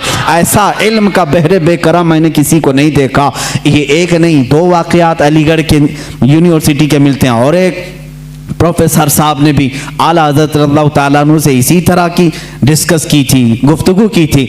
आला हज़रत रज़ियल्लाहु ताला अन्हु मैथ्स में इतने माहिर थे, हैरत की बात है, जो मसला वो हल कर रहे थे, जो मसला वो हल फरमा रहे थे, उसको सुकूर या अरस्तोतेलिस या लोगारिज़म, ये इस तरह के जो मामलात होते हैं, इन तमाम चीज़ों से मिली हुई कुछ बातों को वो डिस्कस कर रहे थे। आखिर में उन्होंने सर ज़ियाउद्दीन ने पूछा, मौलाना अहमद रज़ा खान साहब आपने हिसाब कहाँ से पढ़ा, इतना सारा मैथ्स कौन सी कॉलेज यूनिवर्सिटी से पढ़ा। आला हज़रत ने फरमाया, मैंने मेरे वालिद से प्लस माइनस मल्टीपल डिवाइड के हिसाब सीखे, उसके बाद कुछ नहीं सीखा। जो कुछ भी आता है ये रसूलुल्लाह की बरकत से है, ये आता ही इल्म है। इसी को कहते हैं इल्म लदुन्नी, इसको कहते हैं इल्म लदुन्नी, जो अल्लाह ताला अपने फजल से बंदों को अता करता है। अजीज़ान गिरामी, लोग ये समझते होंगे कि आला हज़रत का तज़किरा ये इतना क्यों करते हैं। मैं कहता हूँ ज़िंदगी भर करते रहोगे, थक जाओगे सुनते हुए, मैं उनकी किताबें नहीं सुना पाऊँगा आपको, उनकी किताबें नहीं सुना पाऊँगा। आपसे किसी ने पूछा था पानी, किन किन पानियों से वज़ू करना जायज़ है, पानी की अक़साम बयान करने लगे। ये एग्रीकल्चर या एग्री जो कॉलेज हैं एग्रीकल्चर, वहाँ पर पानी के अक़साम वगैरह बयान किए जाते हैं। हाईएस्ट जो बयान किए गए हैं वो 11, 12, 13 किस्म के पानी बयान किए हैं। 11 किस्म के, 12 किस्म के, बाज़ यूनिवर्सिटी में 13 किस्म के। इस पर भी मुहक्किकीन ने तहकीक की है کہ ایگریکلچر یونیورسٹیز میں پانی کے الگ الگ قسمیں کیسے کیسے بیان کی گئی، لیکن امام محمد رضا خان فاضل بریلوی رضی اللہ تعالیٰ عنہ سے جب سوال ہوا تو آپ نے 303 قسم کے پانی بیان فرمائے ہیں، اتنے پانی کے اقسام بیان کی۔ اعلیٰ حضرت رضی اللہ تعالیٰ عنہ جس علم پر انگلی قلم اٹھائے ہیں اس کا حق ادا کر دیا ہے، اس کا حق ادا کیا ہے۔ آپ کا دوسرا سفر حج تھا، غالباً 1906 میں آپ دوسری مرتبہ حج کعبہ کے لیے تشریف لے گئے تھے۔ آپ کے بڑے صاحبزادے حجت الاسلام مولانا حامد رضا خان رحمۃ اللہ علیہ بھی آپ کے ساتھ تھے۔ حج کی حاضری کے وقت، اس وقت وہاں پر ظاہر سی بات میں 1906 کی بات کر رہا ہوں، وہابیت کا غلغلہ نہیں تھا، اہل سنت و جماعت تھے، ترکیوں کی خلافت تھی، سنی عاشقان رسول مکہ میں بھی تھے، مدینے میں بھی تھے، علماء حرمین طیبین تھے۔ جیسی علماء کو معلوم ہوا ہندوستان سے ایک جوان عالم دین ہے، وہ آئے اور ان کے علم کا توتی بولتا تھا اس وقت۔ تو اس وقت وہابیوں کے شروع کے فتنے نکلے تھے اور علم غیب رسول پر لوگ سوال کر رہے تھے۔ مولانا سید اسماعیل رحمۃ اللہ تعالی مکہ مکرمہ کے جلیل القدر عالم دین ہیں، سید اسماعیل مکی رحمۃ اللہ علیہ، وہاں پر موجود بڑے بڑے مشائخ ہیں۔ جب مولانا سید اسماعیل مکی رحمۃ اللہ تعالی علیہ کو خبر ہوئی تو ایک دن اعلیٰ حضرت رضی اللہ تعالیٰ عنہ مکہ مکرمہ میں طواف خانہ کعبہ کے بعد آپ مکتبۃ الحرم، مسجد حرم میں جو مکتبہ تھا، کتابیں رکھی جاتی تھی، لائبریری، وہاں جا رہے، یہ پیچھے سے آئے، انہوں نے دیکھا، اعلیٰ حضرت رضی اللہ تعالیٰ عنہ کو دیکھا اور اس کے بعد ملاقات ہوئی، گفتگو ہوئی۔ مکتبے میں جب گئے تو وہاں 4 علماء اور بیٹھے تھے، سب کتابیں کھولے ہوئے بیٹھے تھے۔ اعلیٰ حضرت سے ان لوگوں نے عربی میں سوال کیا کہ شریف مکہ گورنر، جو مکہ کے گورنر ہیں، ان کا ذہن خریدنے کے لیے کچھ وہابی علماء علم غیب پر سوالات کر رہے ہیں، ہمارے پاس 5 سوال آئے ہیں، آپ دیکھ لیں۔ چٹھی لی اعلیٰ حضرت نے اور اس کے بعد فرمایا کہ ٹھیک ہے، میں اس کا جواب لکھ دیتا ہوں، میں آپ کو لکھوا دیتا ہوں۔ ان علماء نے کہا ہم کو اتنا جلدی نہیں چاہیے، اتنا مفصل چاہیے، اتنا تفصیلی چاہیے کہ وہ ان میں سے کوئی جواب نہ دے سکے۔ اعلیٰ حضرت رحمۃ اللہ تعالیٰ علیہ مکتبۃ الحرم مکہ میں اس وقت موجود تھے اور انہوں نے ٹائم صرف 2 دن کا رکھا تھا۔ اسی دن اعلیٰ حضرت کو بخار آیا، دوسرے دن سخت بخار، اور اس وقت صبح کے وقت شاید غالباً 8 بجے یا 7 بجے حرم مکہ میں آپ بیٹھے تھے۔ اعلیٰ حضرت رحمۃ اللہ تعالیٰ علیہ بخار کی حالت میں لکھانا شروع فرماتے ہیں، حضور صلی اللہ تعالیٰ علیہ وسلم کے علم غیب پر دلائل لکھانا شروع کرتے ہیں۔ قرآن کی آیتیں پہلے لکھائیں، احادیث رسول جمع کیا، اقوال سلف و صالحین جمع کیا، صحابہ و تابعین کے متعلق منسوب باتیں لکھائی، یہاں تک کہ وہ کتاب تقریباً 200 صفحات پر مشتمل ہو گئی، جس میں دلائل کا انبار ہے۔ 70 سے زیادہ دلیلیں آپ کی طرف خود سے دی گئی ہیں، قرآنی آیات اپنی جگہ پر، احادیث رسول اپنی جگہ پر، اقوال سلف و صالحین سب اپنی جگہ پر۔ 8 گھنٹے مسلسل لکھاتے رہے، 8 گھنٹے میں پوری کتاب تیار ہوئی، جس کا نام رکھا الدولۃ المکیہ بالمادۃ الغیبیہ۔ یہ مصر سے بھی شائع ہوئی ہے، جس کو ابھی نام کی تبدیلی کے ساتھ وہاں کے ایک بڑے مشہور عالم، وہاں کے ایک استاد نے شائع کیا ہے، رفع الریب اما نال المصطفیٰ من الغیب۔ یہ کتاب ایسی ہلچل مچا دی مکہ میں، 8 گھنٹے میں لکھی ہوئی کتاب ہے، جس میں تقریباً 200 دلائل موجود ہیں، 70 سے زیادہ اقوال موجود ہیں۔ یہ تمام دلائل لکھنے کے بعد اعلیٰ حضرت رحمۃ اللہ تعالیٰ علیہ اس میں تفسیر کے حوالے جاتے، ریفرنس سب ہیں، ایسا نہیں کہ منہ سے بولتے چلے گئے، تفسیر کے اور اصول حدیث کے ریفرنس ہیں، فلاں حدیث کی کتاب میں یہ عبارت ہے، فلاں تفسیر کی کتاب میں یہ لکھا ہوا ہے، فلاں علم فقہ کی کتاب میں یہ لکھا ہے، فلاں محدث نے یہ بیان کیا، سب کے ریفرنس کے ساتھ لکھایا، جبکہ سامنے آپ کے کوئی کتاب بھی نہیں تھی، ساری چیزیں لکھا کر کے پیش کیا۔ اخیر میں فرماتے ہیں فقیر بیمار ہے، بخار زدہ ہے، علالت میں ہے اور سفر کے حالت میں ہے، ساتھ اپنی کتابیں نہیں رکھتا، میری بساط کے مطابق جو کچھ ذہن میں حاضر ہوا وہ پیش کر دیا، باقی سب اللہ رب العزت جس سے چاہے دین کا کام لے۔ عزیزان گرامی، یہ کتاب جب گورنر مکہ شریف مکہ کے پاس سنائی گئی، पूरी रात भर बैठ करके वो शरीफ मक्का किताब सुनते रहे। दूसरी रात आई, पूरी किताब सुनी, यहाँ तक कि उलमाए मक्का, उलमाए मदीना हाजिर होते हैं और आला हजरत से दस्त बस्ता कहते हैं, आप अपनी इजाज़ात हदीसा हमें अता फरमाएं, आप अपनी इजाज़ात में हमें शामिल फरमाएं। उसी सफ़र हज में आला हजरत रहमतुल्लाह ताला अलैह ने उलमाए हरमैन को अपनी इजाज़त अता फरमाई। लोग हरम के उलमा से अपनी इजाज़त लेने आते थे और हरमैन के उलमा ने आला हजरत से अपनी इजाज़त लेने में फ़ख्र महसूस फरमाया। वहाँ के मरजउल उलमा थे, एक बड़े पाए के बुजुर्ग हैं, उनकी बारगाह में जब आला हजरत पहुँचे, बड़ा अदब करते थे मक्का और मदीने के उलमा का। आला हजरत ने उनके जानू को चूमा, उनके जानू को चूमा। वो 70 साल से ज़्यादा की उम्र के थे। उन्होंने बरजस्ता कहा, ऐ हिंदी आलिम अहमद रज़ा, हक तो यह है कि मैं तुम्हारे नालैन को चूमूं, हक तो यह है कि मैं तुम्हारे कदमों को चूमूं। आला हज़रत रज़ियल्लाहु ताला अन्हु को ये जो मकाम दिया उलमाए हरमैन ने, सिर्फ इसलिए कि जब इस नौजवान आलिम दीन ने मेरे मुस्तफ़ा की शान में अगर किसी ने गैब के इल्म पर सवाल किया तो कलम से ऐसा जिहाद किया है, दांत खट्टे ही नहीं टुकड़े टुकड़े करके रख दिए। आला हज़रत रज़ियल्लाहु ताला अन्हु का ये कमाल था, जिस इल्म में आपने कलम उठाया उसका हक अदा किया है। और ये अद्दौलतुल मक्किया बिल माद्दतिल गैबिया, मैं समझता हूँ आला हज़रत की करामतों में से करामत है। पढ़े लिखे लोग समझेंगे, जाहिल तो भोंकते रहेंगे, उनको क्या फ़र्क पड़ता है। किताब का नाम भी पढ़ना नहीं आता तो किताब वाले को क्या समझेंगे। हाँ, किताब जो पढ़ेगा वो ज़रूर समझेगा कि इतनी सारी बातें लिखने वाला वो भी बगैर सामने किताब के मौजूद हुए, आखिर इतने सारे रेफरेंस कहाँ से देगा। मैं अगर आप अभी मुझसे कहेंगे फलां फलां चीज़ों का हवाला दो, मुझे किताब उठानी पड़ेगी, मैं बोलूँगा देख करके सफ़ा नंबर आपको बताऊँगा। लेकिन वो इमाम अहले सुन्नत ऐसे हैं कि आँखें बंद करके किताबों के हवाले तक बता दिया करते थे, रेफरेंस उसी वक्त लिखा भी दिया करते। और मिलाने वाले जब जा करके मिला के देखते, एक सतर का भी फ़र्क नहीं आता था, एक सफ़े का भी फ़र्क नहीं आता था। इमाम अहले सुन्नत फाजिल बरेलवी रहमतुल्लाह ताला अलैह, जो सबसे ज़्यादा उनकी किताबें हैं वो रद पर हैं। उसकी वजह भी है क्योंकि वो मुजद्दिद उस ज़माने के थे। उन्होंने नेचरियत का रद्द किया, वहाबियत का रद्द किया, नदवियत का रद्द किया, गैर मुक़ल्लिदियत का रद्द किया, कादियानियत का रद्द किया, राफ़िज़ियत का रद्द किया। ये वो सब फ़िरक़े थे जो उस वक्त अपने जरासीम फैला रहे थे अहले सुन्नत व जमात में।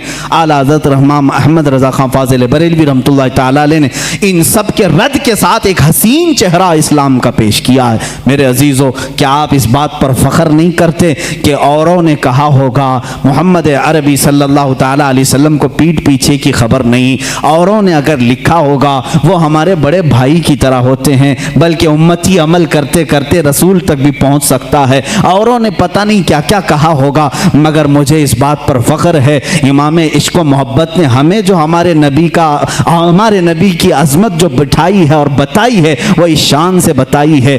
कहा सरवर कहूँ कि मालिक व मौला कहूँ तुझे, बाग़े खलील का गुले ज़ैबा कहूँ तुझे, ऐ जाने जाम में जाने तजल्ला कहूँ तुझे, तेरे तो वस्फ़ ऐबे तनाही से है बरी, हैरान हूँ मेरे शाह मैं क्या क्या कहूँ तुझे। लेकिन रज़ा ने ख़त्म सुखन इस पे कर दिया, खालिक का बंदा खल्क का आका कहूँ तुझे। अज़मत रिसालत हमें आला हज़रत ने इस तरह से बताई है। लोगों ने अगर ओछे हमले किए हैं तो मेरे अजीज़ों, इल्म गैब की बात कहते हो, आला हज़रत ने तो सुन्नियों का यह अक़ीदा मजबूत किया।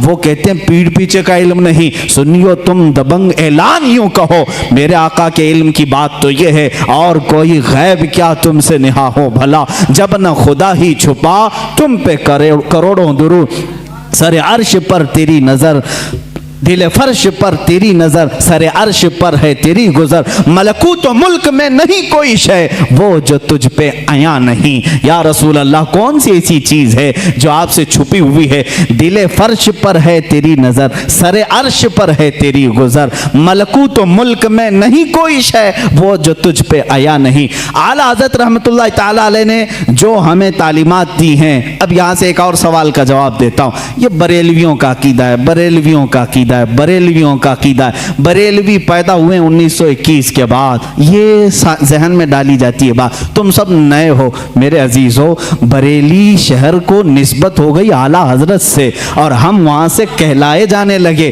ورنہ اعلیٰ حضرت نے دین و ایمان جو ہمارے سامنے پہنچایا ہے وہی دین و ایمان ہے جو صدیق اکبر کا تھا. رسول کریم صلی اللہ تعالیٰ علیہ وسلم کے لیے جان دیتے تھے. اعلیٰ حضرت نے وہی دین اور وہی تسلب ہمیں دکھایا جو عمر فاروق رضی اللہ تعالیٰ عنہ کے اندر تھی. اشداء علی الکفار کی, رحماء بینہم کی صفات جو صحابہ کی تھی وہی آپ کو اعلیٰ حضرت نے دیا ہے. کوئی نئی بات نہیں, کوئی نئی بات نہیں. آؤ میں تمہیں چند مثالوں کے ذریعے سے سمجھا دوں. مسلک کے اعلیٰ حضرت پر کچھ لوگوں کو سوال ہے, کہتے ہیں نیا مسلک کہاں سے آیا ہے؟ تم خود نئے ہو میرے بھائی, تجھے معلوم نہیں. مسلک جو ہے راستے کا نام ہے, راستے کو کہتے ہیں. یہ نیا نہیں ہے, دین اسلام ہی ہے. ہر زمانے میں کسی شخصیت سے منسوب ہوتا ہے, ہر زمانے میں, ہر زمانے میں دین اسلام کو کسی شخص سے منسوب کر کے پہچانا جاتا ہے, لیکن دین وہی ہے. آج اگر اعلیٰ حضرت رحمت اللہ تعالیٰ علیہ کی تعلیمات اتنی روشناس ہیں کہ حق و باطل میں وہ فرق پیدا کرتی ہیں, تو ظاہر سی بات ہے مسلک اعلیٰ حضرت کہنے میں کسی کو کوڑھن نہیں ہونا چاہیے, جلن نہیں ہونا چاہیے. لیکن ایک بات میں یہ بھی بتا دوں, آپ دیگر اولیاء کاملین کے ناموں سے آپ ذکر کر سکتے ہیں. مسلک غوث اعظم بھی کہو, مسلک غریب نواز بھی کہو, مسلک امام اعظم ابو حنیفہ بھی کہو, مسلک مخدوم سمنا بھی کہو, مسلک مخدومان ماررہ بھی کہو. جس ولی کا جو طریقہ ہے اس کو مسلک کہا جاتا ہے. اعلیٰ حضرت کا نیا کوئی مسلک نہیں, نیا دین نہیں. چند مثالیں اگر میں آپ کو پیش کروں حضور اکرم صلی اللہ تعالیٰ علیہ وسلم کے متعلق. یہ بریلویوں کا عقیدہ, بریلویوں کا, کہ حضور کو پتہ نہیں کیا کیا مانتے ہیں. حضور کو کہتے ہیں یہی دافع البلا ہیں, شافع ہیں, دافع ہیں. یہ تمام باتیں بریلویوں نے شروع کی. یہ کہتے ہیں حضور صلی اللہ علیہ وسلم کو شافع ہیں, دافع البلاؤں کو دور کرنے والے. تم مانتے ہو کہ نہیں مانتے؟ بیماریوں کو دور کرنے والے. اعلیٰ حضرت نے فرمایا ہے تو جلن ہو گئی, شروع ہو گئی. آؤ میں صحابہ کی زندگی میں تمہیں بتاؤں. حضور اکرم صلی اللہ تعالیٰ علیہ وسلم کی بارگاہ میں ایک خاتون آئی اپنے گونگے بچے کو لے کر, گونگے بچے کو لے کر, جس کی زبان نہیں تھی, بولتا نہیں تھا, 8 سال کا یا 10 سال کا بچہ تھا. مجھے بتاؤ زبان دیتا کون ہے؟ کون دیتا ہے؟ اللہ دیتا ہے. وہ صحابیہ کو کیا معلوم نہیں تھا کہ وہ رسول کے پاس کیوں آئی؟ وہ رسول کے پاس کیوں آئی؟ کیا تم اس کو بھی, اس صحابیہ کو بھی بریلوی بولو گے؟ میرے عزیز انصاف کرو. زبان نہیں تھی, لے کر کے آئی. حضور صلی اللہ تعالیٰ علیہ وسلم تو بانی اسلام ہیں, شارع اسلام ہیں. آپ منع کر دیتے, اے خاتون تم میرے پاس کیوں آئی؟ جا, زبان اللہ دیتا ہے. زبان قوت گویائی, بولنے کی طاقت اللہ کی دین ہے, جا اس کے پاس. حضور تو کہتے, حضور نے بھی نہیں فرمایا. خاتون آئی بچے کو لے کر, رسول کریم صلی اللہ تعالیٰ علیہ وسلم نے پوچھا کیا بات ہے؟ کہا گونگا ہے, بولتا نہیں. آپ ایسا کچھ فرما دیں, ایسا کچھ علاج دے دیں کہ یہ بولنے لگ جائے. حضور اکرم صلی اللہ تعالیٰ علیہ وسلم نے یہ نہیں فرمایا کیا میں ڈاکٹر ہوں, میں طبیب ہوں, میں کوئی خدا ہوں, معاذ اللہ. حضور نے کچھ نہیں فرمایا, بلکہ سامنے اس بچے کو کیا, کہا اس بچے کو سامنے لاؤ. گونگا بچہ ہے, پیدائشی, زبان نہیں. حضور اکرم صلی اللہ علیہ وسلم نے اس سے سوال کیا من انا, اے بچے بول میں کون ہوں. بچہ بول پڑا اشہد انک محمد رسول اللہ, میں گواہی دیتا ہوں کہ محمد صلی اللہ علیہ وسلم آپ اللہ کے رسول ہیں. اور وہ بچہ پھر سر بولنا شروع کیا. وہ صحابیہ خوش ہو کر اپنے گھر لے گئی. مجھے بتاؤ کون دیتا ہے دینے کو منہ چاہیے؟ یہی تو بریلی کے امام نے کہا, کون دیتا ہے دینے کو منہ چاہیے. دینے والا ہے سچا, دینے والا ہے سچا ہمارا نبی. اعلیٰ حضرت نے اگر یہ فرمایا ہے تو یہ نیا عقیدہ نہیں میرے عزیز. و صحابہ بھی یہی کہتے تھے, ہمارے بچوں کی لکنت ہو تو حضور کے پاس لے جاتے تھے. اتنا ہی نہیں, ایک صحابی کے پیٹ میں تکلیف ہوئی, درد ہوا, حضور کے پاس آئے. اللہ کے نبی صلی اللہ تعالیٰ علیہ وسلم نے کہا اس کو شہد چٹاؤ. شہد چٹایا, ان کو جلاب شروع ہو گئے, دست لگ گئے, لوز موشن. دوسرے دن وہ پھر آئے, حضور سے کہا, کبھی صحابی نے نہیں کہا غلط دوا دے دی, ریئیکشن ہو گیا, نہیں. اس صحابی دوبارہ آئے, حضور نے فرمایا اسقی ہی اصلا, جاؤ پھر شہد چٹاؤ اس کو. दूसरे दिन फिर शहद चटाए। अब की बार तो ऐसा हो गया कि पूरा बिस्तर खराब, तकलीफ इतनी हो गई कि जुलाब पर जुलाब। लेकिन वो सहाबी की हिम्मत देखें, यही अकीदा तो इमाम अहले सुन्नत का था, यही अकीदा इमाम अहले सुन्नत का था। वो सहाबी तीसरे दिन आए, कहा या रसूल अल्लाह सल्लल्लाहु अलैहि वसल्लम 2 दिन से आप शहद चटाने के लिए कह रहे हैं, जब शहद चटाते हैं तो ज़्यादा हो जाती बीमारी, दस्त तो जुलाब ज़्यादा हो जाते हैं, क्या करूं? अल्लाह के नबी सल्लल्लाहु अलैहि वसल्लम फरमाते हैं, जा आज के दिन फिर शहद चटा, इसलिए कि तेरे भाई का पेट झूठ बोल रहा है, अल्लाह का नबी सच बोल रहा है। तीसरे दिन वो फिर गए, शहद चटाया, उसके बाद सारा दस्त बंद, जुलाब बंद और पेट का मर्ज भी हमेशा के लिए ख़त्म हो गया। आला हज़रत रहमतुल्लाह ताला अलैह ने अपने सलाम में लिखा, मशहूर ज़माना सलाम, शाफियो नाफी हो तुम, वाफियो काफ़ी हो तुम, दर्द को कर दो दवा, तुम पे करोड़ों दुरूद, दर्द को कर दो दवा, तुम पे करोड़ों दुरूद। क्या नया मसलक है? सहाबा का ही तो मसलक है, सहाबा ही का तो मसलक है। आला हज़रत इमाम अहमद रज़ा खान रहमतुल्लाह ताला अलैह ने अपनी किताबों से और अपने अशार से जो मसलक हमें दिया है वो सहाबा का ही है। सहाबा जाते थे, एक सहाबी हैं जो बयान करते हैं कि उनकी आंखें नहीं थी, वो आए हुजूर अकरम सल्लल्लाहु अलैहि वसल्लम की बारगाह में, कहा कि मुझे बड़ी दिक्कत होती है घर से आने जाने में, मस्जिद को आने जाने में, आप आंखों के लिए दुआ फरमा दें। अल्लाह के नबी ने नहीं फरमाया कि आंखें देना अल्लाह का काम है, मेरे पास कहाँ से आ गया, क्यों आ गया? सहाबा को मालूम था देता अल्लाह ही है, दरवाज़ा रसूल का होता है, क्योंकि मेरे आका ने फरमाया इन्नमा अना कासिमुन वल्लाहु युअती, अल्लाह देता है और मैं तकसीम करता हूँ, अल्लाह देता है मैं तकसीम करता हूँ। हुजूर ने फरमाया है बखुदा खुदा का यही है दर, नहीं और कोई मफर मकर, जो वहाँ से हो यहीं आके हो, जो यहाँ नहीं तो वहाँ नहीं। आला हज़रत ने फैसला किया, जो यहाँ नहीं तो वहाँ नहीं। आला हज़रत ने फैसला करके हमें बता दिया है, जो यहाँ नहीं तो वहाँ नहीं। बहरहाल मैं उनकी बात को नकल किया। खैर, आला हज़रत रहमतुल्लाह ताला अलैह ने कोई नया मसलक अगर दिया है तो मुझे बताओ कौन सी नई बात है जो सहाबा कराम ने अपने ज़माने पाक में हुजूर सल्लल्लाहु ताला अलैहि वसल्लम के लिए अपना मामूल बनाया, तो वही चीज़ पेश की। आला हज़रत रहमतुल्लाह ताला अलैह जब दूसरी मर्तबा सफ़र हज पर थे, एक नात लिखी, वो सुए लालाजार फिरते हैं, तेरे दिन ए बहार फिरते हैं। ये पूरी नात है, आला हज़रत रहमतुल्लाह ताला अलैह ने रोज़े रसूल पर जाकर के लिखी। देखें एक बात, पहला जो आप हज किए थे, उस हज के बाद दूसरा जब हज किया आपने, पहले मदीने हाजिर हुए, फिर उसके बाद हज के लिए गए। उसी में ये लिखते हैं आला हज़रत, उनके तुफैल हज भी खुदा ने करा दिए हैं। एक आशिक की जुबान क्या होना चाहिए, देखें, उनके तुफैल हज भी खुदा ने करा दिए, असले मुराद हाजिरी उस पाक दर की है। हम तो निकले थे बारगाह रसूल की हाजिरी के लिए, मौला ने नबी की बरकत से मेरा हज भी करा दिया। और आज के ज़माने में ये कहते हैं हज कर लो, मदीने जाने की ज़रूरत नहीं।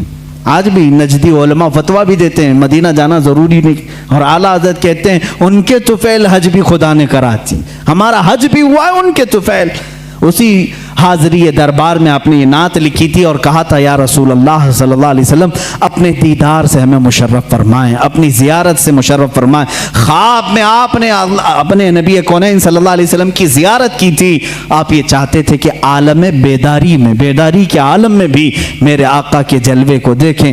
रोज़े रसूल पर हाजिर रहे, रोज़ाना हाजिर होते रहे, सुबह दोपहर शाम, लेकिन वो आलम बेदारी की हाजिरी नहीं हुई।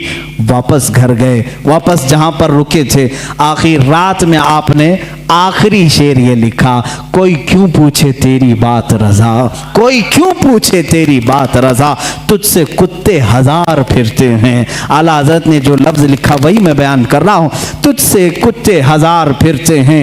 ये कहाँ तो तेरी बात यहाँ कौन पूछेगा, तेरे से बड़े बड़े उलमा मशाइख कुतुब वक्त अख्ताब अब्दाल यहाँ आते हैं, तू बड़ी बात का सवाल करके खड़ा है। ये कह करके दोबारा आए रोज़े रसूल पर, कहते हैं उसी वक्त आला हज़रत फाज़िल बरेलवी रहमतुल्लाह ताला अलैह ने बेदारी के आलम में अपने माथे की आंखों से अपने हबीब पाक का जलवा देखा।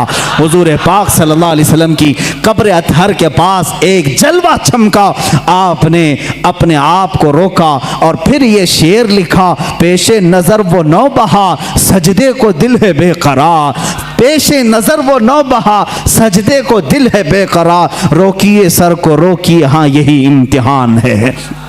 حضور صلی اللہ علیہ وسلم کا جلوہ دکھا دیا گیا، اور جب کوئی شخص کسی سے بہت زیادہ محبت کرتا ہے وہ چیز سامنے آ جائے تو جھکنے کا دل کرتا ہے۔ اعلیٰ حضرت کی شریعت کو تو دیکھو، لوگ جھوٹے پیروں کے سامنے جھک جاتے ہیں، رکوع کرنا بھی حرام ہے، سجدہ کرنا بھی حرام ہے۔ اعلیٰ حضرت اپنے محبوب اکرم صلی اللہ علیہ وسلم کو عالم بیداری میں دیکھ کر کے کہتے ہیں دل تو چاہتا تھا کہ سجدہ کر لوں لیکن شریعت نے حرام قرار دیا ہے، سجدہ ہوگا تو صرف اللہ رب العزت کا ہوگا، اللہ کے علاوہ کسی کا سجدہ نہیں ہوگا۔ اعلیٰ حضرت فرماتے ہیں پیش نظر وہ نو بہا سجدے کو دل ہے بے قرار روکیے سر کو روکیے ہاں یہی امتحان ہے۔ وہ جلوہ رسول دکھا کر تمہارا امتحان لیا جا رہا ہے، کہیں احمد رضا جلوہ رسول دیکھ کر بہک تو نہیں جائے گا کہ سجدہ کر لے گا اور شرک کر لے گا، حرام کر لے گا، نہیں۔ اعلیٰ حضرت اس وقت بھی ڈٹے رہے، ثبات و استقامت کے پہاڑ بنے رہے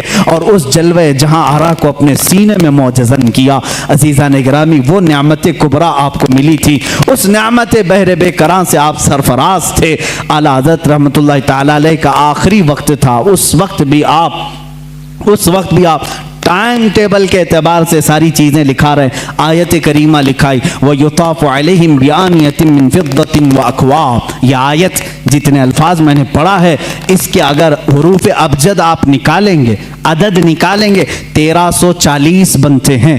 اپنے بھتیجے کو نکال کر کے دیا کہ یہ میری وفات کے سال کی آیت ہے، یہ میری موت کے سال کی آیت۔ 4 مہینے پہلے اعلیٰ حضرت رحمۃ اللہ علیہ نے یہ آیت لکھائی۔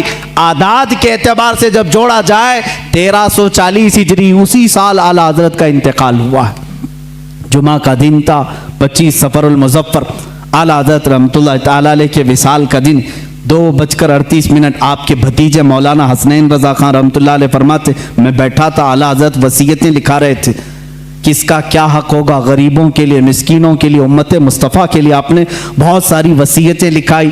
1:56 ہوئے تب پوچھا ٹائم کتنا ہوا، آپ نے کہا 1:56، 2 بجنے میں ابھی 4 منٹ باقی ہیں۔ اعلیٰ حضرت نے کہا ان کے بڑے صاحبزادے مولانا حامد رضا خان صاحب کو بلاؤ۔ وہ جب آئے، ان کو آنے میں تاخیر ہوئی تو آپ کے چھوٹے صاحبزادے مصطفیٰ رضا خان رحمۃ اللہ علیہ مفتی اعظم ہند وہ آ چکے تھے۔ اعلیٰ حضرت نے فرمایا یہ کب کی بات، 2 بج چکے تھے۔ کہا کہاں ہو، بیٹھو یاسین شریف کی تلاوت کرو اور سورہ رعد کی تلاوت کرو۔ کون کہہ رہے ہیں جو آخری ابھی آدھا گھنٹہ باقی، 2:38 پر اعلیٰ حضرت کا وصال ہوا ہے۔ اس وقت فرما رہے ہیں سورہ یاسین شریف پڑھو، سورہ رعد پڑھو۔ مفتی اعظم ہند رحمۃ اللہ علیہ تلاوت کرنے لگے۔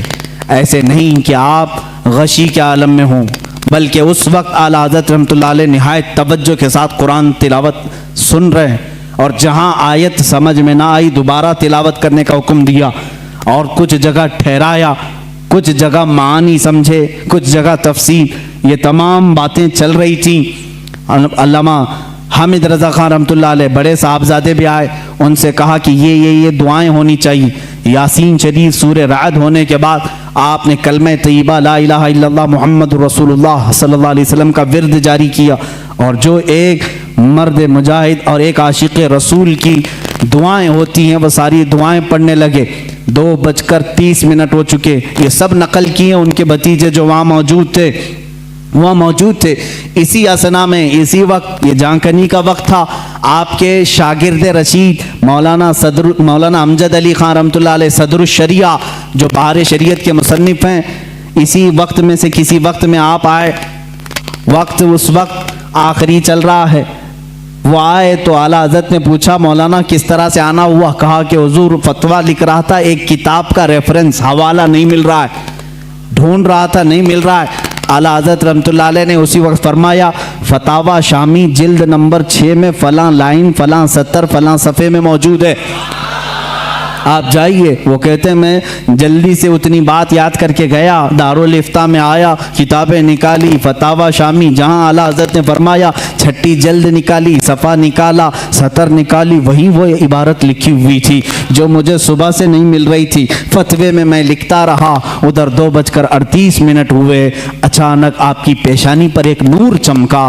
اس وقت ڈاکٹرز بھی آئے ہوئے، کچھ طبیب آئے، وہ بات کر رہے تھے، اعلیٰ حضرت رحمۃ اللہ علیہ نے ان کا جواب نہیں دیا۔ مفتی اعظم ہند حجت الاسلام رحمۃ اللہ تعالیٰ علیہما دونوں نے کہا کہ یہ اب اپنے رفیق اعلیٰ سے جا ملے۔ اتنی سکون کے ساتھ، اتنے آرام کے ساتھ۔ لوگ کہتے ہیں کہ موت کی شدت، موت کا درد بہت زیادہ ہوتا ہے، لیکن جو جلوہ رسول دیکھنے میں مصروف ہوتا ہے اس کو جانے کا احساس بھی نہیں ہوتا، وہ کب دنیا سے گیا۔ اسی لیے میرے عزیزو، اعلیٰ حضرت رحمۃ اللہ تعالیٰ علیہ جنہوں نے عشق رسالت میں اپنی زندگی تمام کی، پہنچے وہیں پر جہاں حضور اکرم صلی اللہ علیہ وسلم کی خدمت کی تھی۔ اس لیے کہ میں اسی دن کی بات کر رہا ہوں، 25 صفر المظفر، 25 صفر، آج کا جو دن گزرا 25 صفر جمعہ کا دن ہے۔ ملک شام کے ایک بزرگ ہیں، وہ فرماتے ہیں دوپہر کا وقت تھا، میں سویا ہوا تھا جمعہ کے بعد، اور میں قیلولہ کرتا تھا دوپہر کے بعد۔ میں نے خواب میں رسول کریم صلی اللہ علیہ وسلم کی زیارت کی،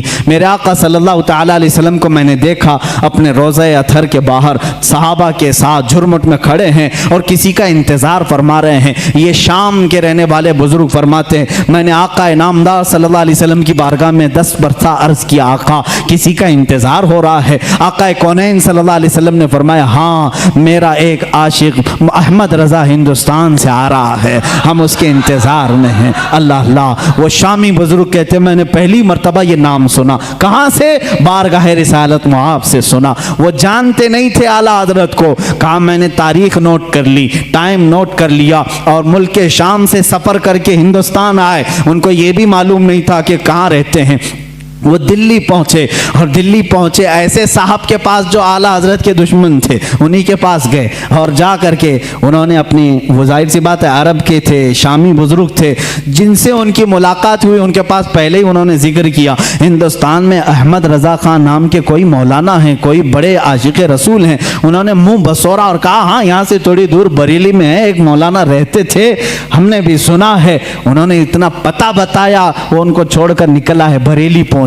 8 دن کے بعد بریلی جب آئے ان کو بڑا غم ہوا، بڑا قلق ہوا۔ وہ کہتے ہیں میں نے تاریخ ملا کر کے دیکھی، میں نے کس دن خواب دیکھا تھا، کون سا ٹائم تھا؟ تو فرماتے ہیں میری عقل حیرت میں رہ گئی، یہ وہی ٹائم تھا، وہی دن تھا جس دن بریلی کے تاجدار کی وفات ہو رہی تھی، جس دن یہاں ان کا وصال ہو رہا تھا۔ اسی لیے میرے عزیزو، شاعر نے کہا ہے جہاں میں اہل ایمان مثل خورشید جیتے ہیں، ادھر ڈوبے ادھر نکلے، ادھر ڈوبے ادھر نکلے۔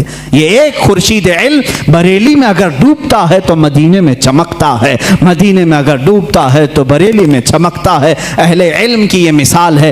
اعلیٰ حضرت رحمۃ اللہ تعالیٰ علیہ کا بڑا احسان ہے، کتابوں سے، ان کے قلم سے، ان کی زبان سے، ان کے تقوی و طہارت سے پوری زندگی بھر کبھی آپ نے نماز قضا نہیں کی۔ مسلک اعلیٰ حضرت یہ بھی ہے میرے عزیزو، نمازوں کی پابندی کرو۔ بہت سارے لوگ صرف شدت پسندی کو سمجھتے ہیں مسلک اعلیٰ حضرت۔ کس بات کی شدت کرتے ہو آپ؟ کس بات کی؟ کسی کو کافر کہنے میں؟ یاد رکھو اعلیٰ حضرت رحمۃ اللہ تعالیٰ علیہ نے پورے امت اسلامیہ کی تکفیر کبھی نہیں کی۔ کافر کافر کافر کہنا اعلیٰ حضرت کی عادت نہیں تھی۔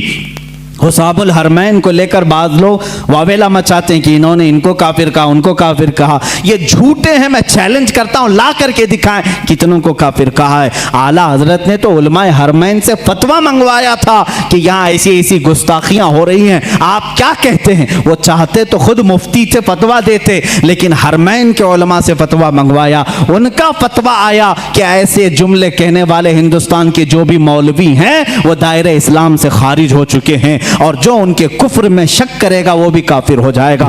اعلیٰ حضرت نے جو کہا ہے، چیلنج کرتا ہوں، پھانکنے سے نہیں چلتا، لا کر کے دکھاؤ، لاؤ ہمارے سامنے کہاں کہاں کس کو کافر کہا، میں دکھاؤں گا۔ مولانا اشرف علی تھانوی دیوبند کے بڑے عالم ہیں، ان سے ہی سوال کیا کسی نے، اعلیٰ حضرت کے وصال کے بعد کہا آپ کے مخالف تھے، وہ انتقال ہو گیا، انہوں نے افسوس ظاہر کیا، وہ بڑے عاشق رسول تھے۔ کون کہہ رہے ہیں؟ اشرف علی تھانوی صاحب کہہ رہے ہیں وہ بڑے عاشق رسول تھے ہیں۔ مجمع میں کہا وہ آپ کو کافر کہتے تھے، آپ کی جماعت کو انہوں نے تکفیر کی، انہوں نے بردستہ کہا۔ مولوی اشرف علی تھانوی صاحب کی یہ بات بھی ہم نے نہیں چھاپی، دیوبند سے چھپی ہوئی ہے، چاہیں تو کسی کو میں دکھا سکتا ہوں، یہ چیزیں موجود ہیں۔ انہوں نے لکھا، کہا اپنے مریدوں سے، میاں مولانا احمد رضا خان صاحب اگر ہم کو کافر نہیں کہتے تو وہ خود کافر ہو جاتے ہیں۔ عجیب بات ہے، عجیب بات ہے، اقرار بھی ہے پھر اصرار بھی ہے۔ کہہ رہے اگر وہ ہمیں کافر نہ کہتے تو خود کافر ہو جاتے، اس لیے کہ انہوں نے عشق رسالت میں ڈوب کر کے دیکھا کہ یہ رسول کے خلاف تحریریں آئی ہیں، تو ان پر فرض تھا کہ وہ ان تحریروں کے خلاف لکھیں اور ان کا کفر ثابت کریں۔ انہوں نے وہ کام کیا ہے۔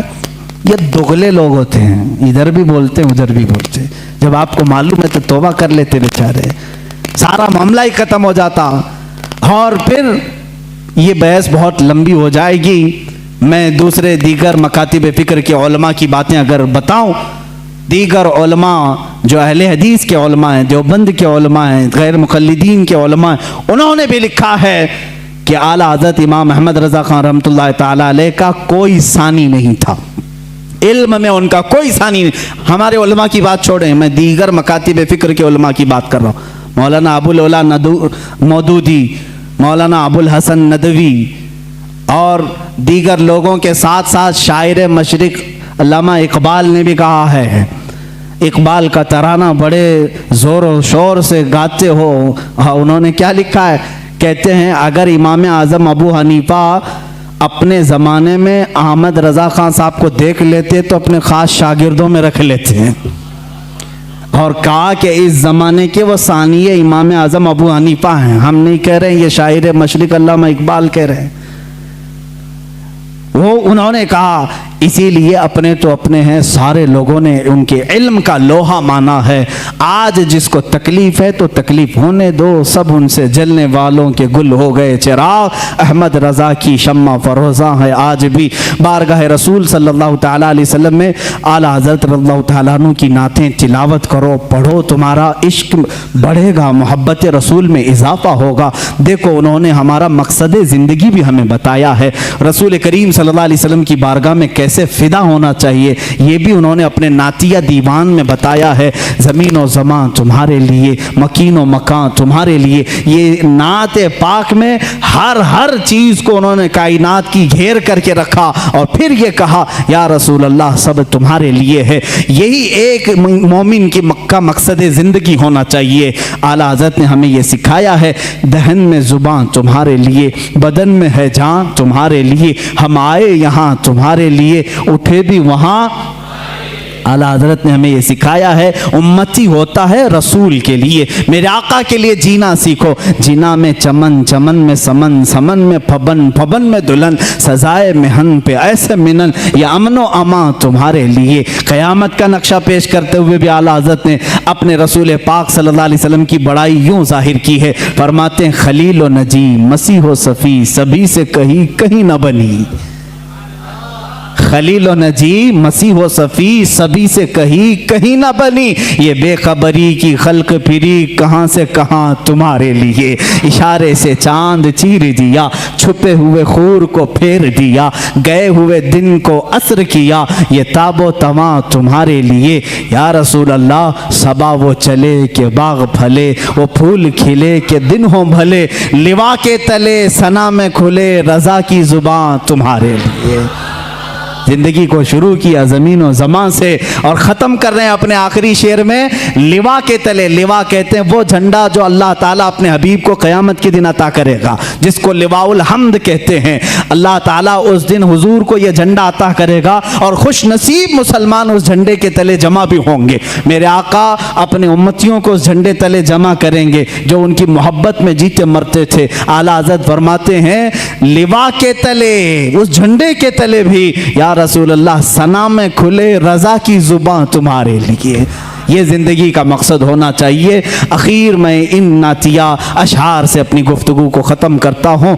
اعلیٰ حضرت رحمۃ اللہ تعالیٰ علیہ نے بارگاہ رسالت کا ایک ایسا ادب بھی ہمیں دکھایا ہے اور سنیوں کو جگاتے ہوئے بھی کہا ہے، سونا جنگل رات اندھیری چھائی بدلی کالی ہے، سونے والوں جاگتے رہیو چوروں کی رکھوالی ہے، آنکھ سے کاجل صاف چرا لے یہاں وہ چور بلا کے ہیں، تیری گٹھری تاکی ہے اور تو نے نیند نکالی ہے، سونا بن ہے سونا پاس ہے سونا زہر ہے، اٹھ پیارے تو کہتا ہے میٹھی نیند ہے تیری متھی نرالی ہے۔ اعلیٰ حضرت نے فریضہ تبلیغ بھی ادا کیا، امت کو جھنجھوڑ کر کے کہا اٹھو، یہ دیکھو یہ پورا سونا جنگل ہے، رات اندھیری ہے چھائی بدلی کالی ہے، سونے والوں جاگتے رہیو اب چوروں کی رکھوالی ہے۔ میں نے اعلیٰ حضرت سے پوچھا اے امام اہل سنت اب ہمیں کرنا کیا چاہیے؟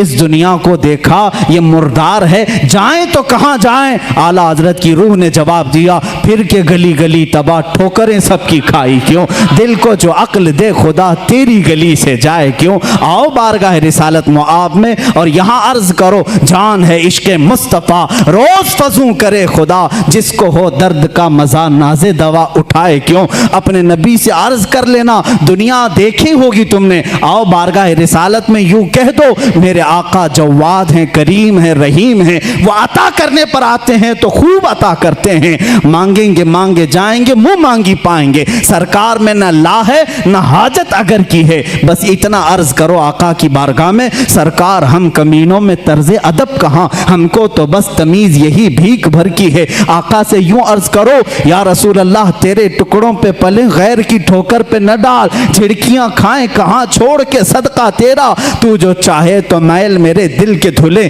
یا رسول اللہ کہ خدا دل نہیں کرتا کبھی میلا تیرا، بارگاہ رسالت میں آؤ اے غلاموں یہاں عرض کرو، یہاں سے ملتا ہے واہ کیا جود و کرم ہے شہ بتا تیرا، نہیں سنتا ہی نہیں مانگنے والا تیرا، یہ وہ دربار رسالت ہے، یہاں قطرہ کوئی مانگتا ہے تو دریا دیا جاتا ہے۔ اخیر میں یہی اعلیٰ حضرت نے عرض کیا اب تو نہ روک اے غنی عادت سگ بگڑ گئی، اب تو نہ روک اے غنی۔ اس شعر کو اگر میں سمجھا دوں تو بڑا مزہ آئے گا، میرے مرشد گرامی نے مجھے یہ بات سمجھائی تھی، کہا کہ اس شعر کا کیا مفہوم ہے، فرماتے ہیں کتے کو جب تم اچھی غذائیں کھانے کی عادت ڈال لو تو پھر وہ کڑک غذا نہیں کھائے گا، سوکھی روٹی نہیں کھائے گا، بسکٹ کھانے والا کتا بسکٹ ہی کھانے لگتا ہے، نرم غذا کھانے کی عادت جس کی ہو جائے وہ وہی مانگنے لگتا ہے۔ اعلیٰ حضرت رحمۃ اللہ تعالیٰ علیہ فرماتے ہیں بارگاہ رسالت معاب میں یا رسول اللہ ہم یہ ناز و انداز ہمارے یہ جو کر و فر یہ شان یہ سب تو آپ ہی کی عطا کی ہوئی ہے، یہ سب آرام یہ ناز آپ نے دیا ہے ہمیں، اب اگر آپ روک دیں گے تو یہ بندہ کہاں جائے گا؟ فرماتے ہیں اب تو نہ روک اے غنی عادت سگ بگڑ گئی، میرے کریم پہلے ہی لقمہ تر کھلائے کیوں، میرے کریم پہلے ہی لقمہ تر کھلائے کیوں۔ بارگاہ رسالت میں ان کا اتنا یقین تھا، اتنا توکل تھا، اتنا یقین تھا، اور ہمارے تمام اعمال کو ہم دیکھ کر کے گھبرائیں تو ہمیں کیا کہنا چاہیے اس وقت؟ فرماتے ہیں کہ ڈر تھا کہ عصیاں کی سزا اب ہوگی یا روز جزا، یہ ایک نعت ہے ان کی، رخ دن ہے یا مہر سما یہ بھی نہیں وہ بھی نہیں، شب زلف ہے یا مشک خطا یہ بھی نہیں وہ بھی نہیں، اسی میں آ کر کے ایک شعر کہتے ہیں ڈر تھا گناہوں کی سزا اب ہوگی یا روز جزا، دی ان کی رحمت نے صدا یہ بھی نہیں وہ بھی نہیں۔ وآخر دعوانا الحمدللہ رب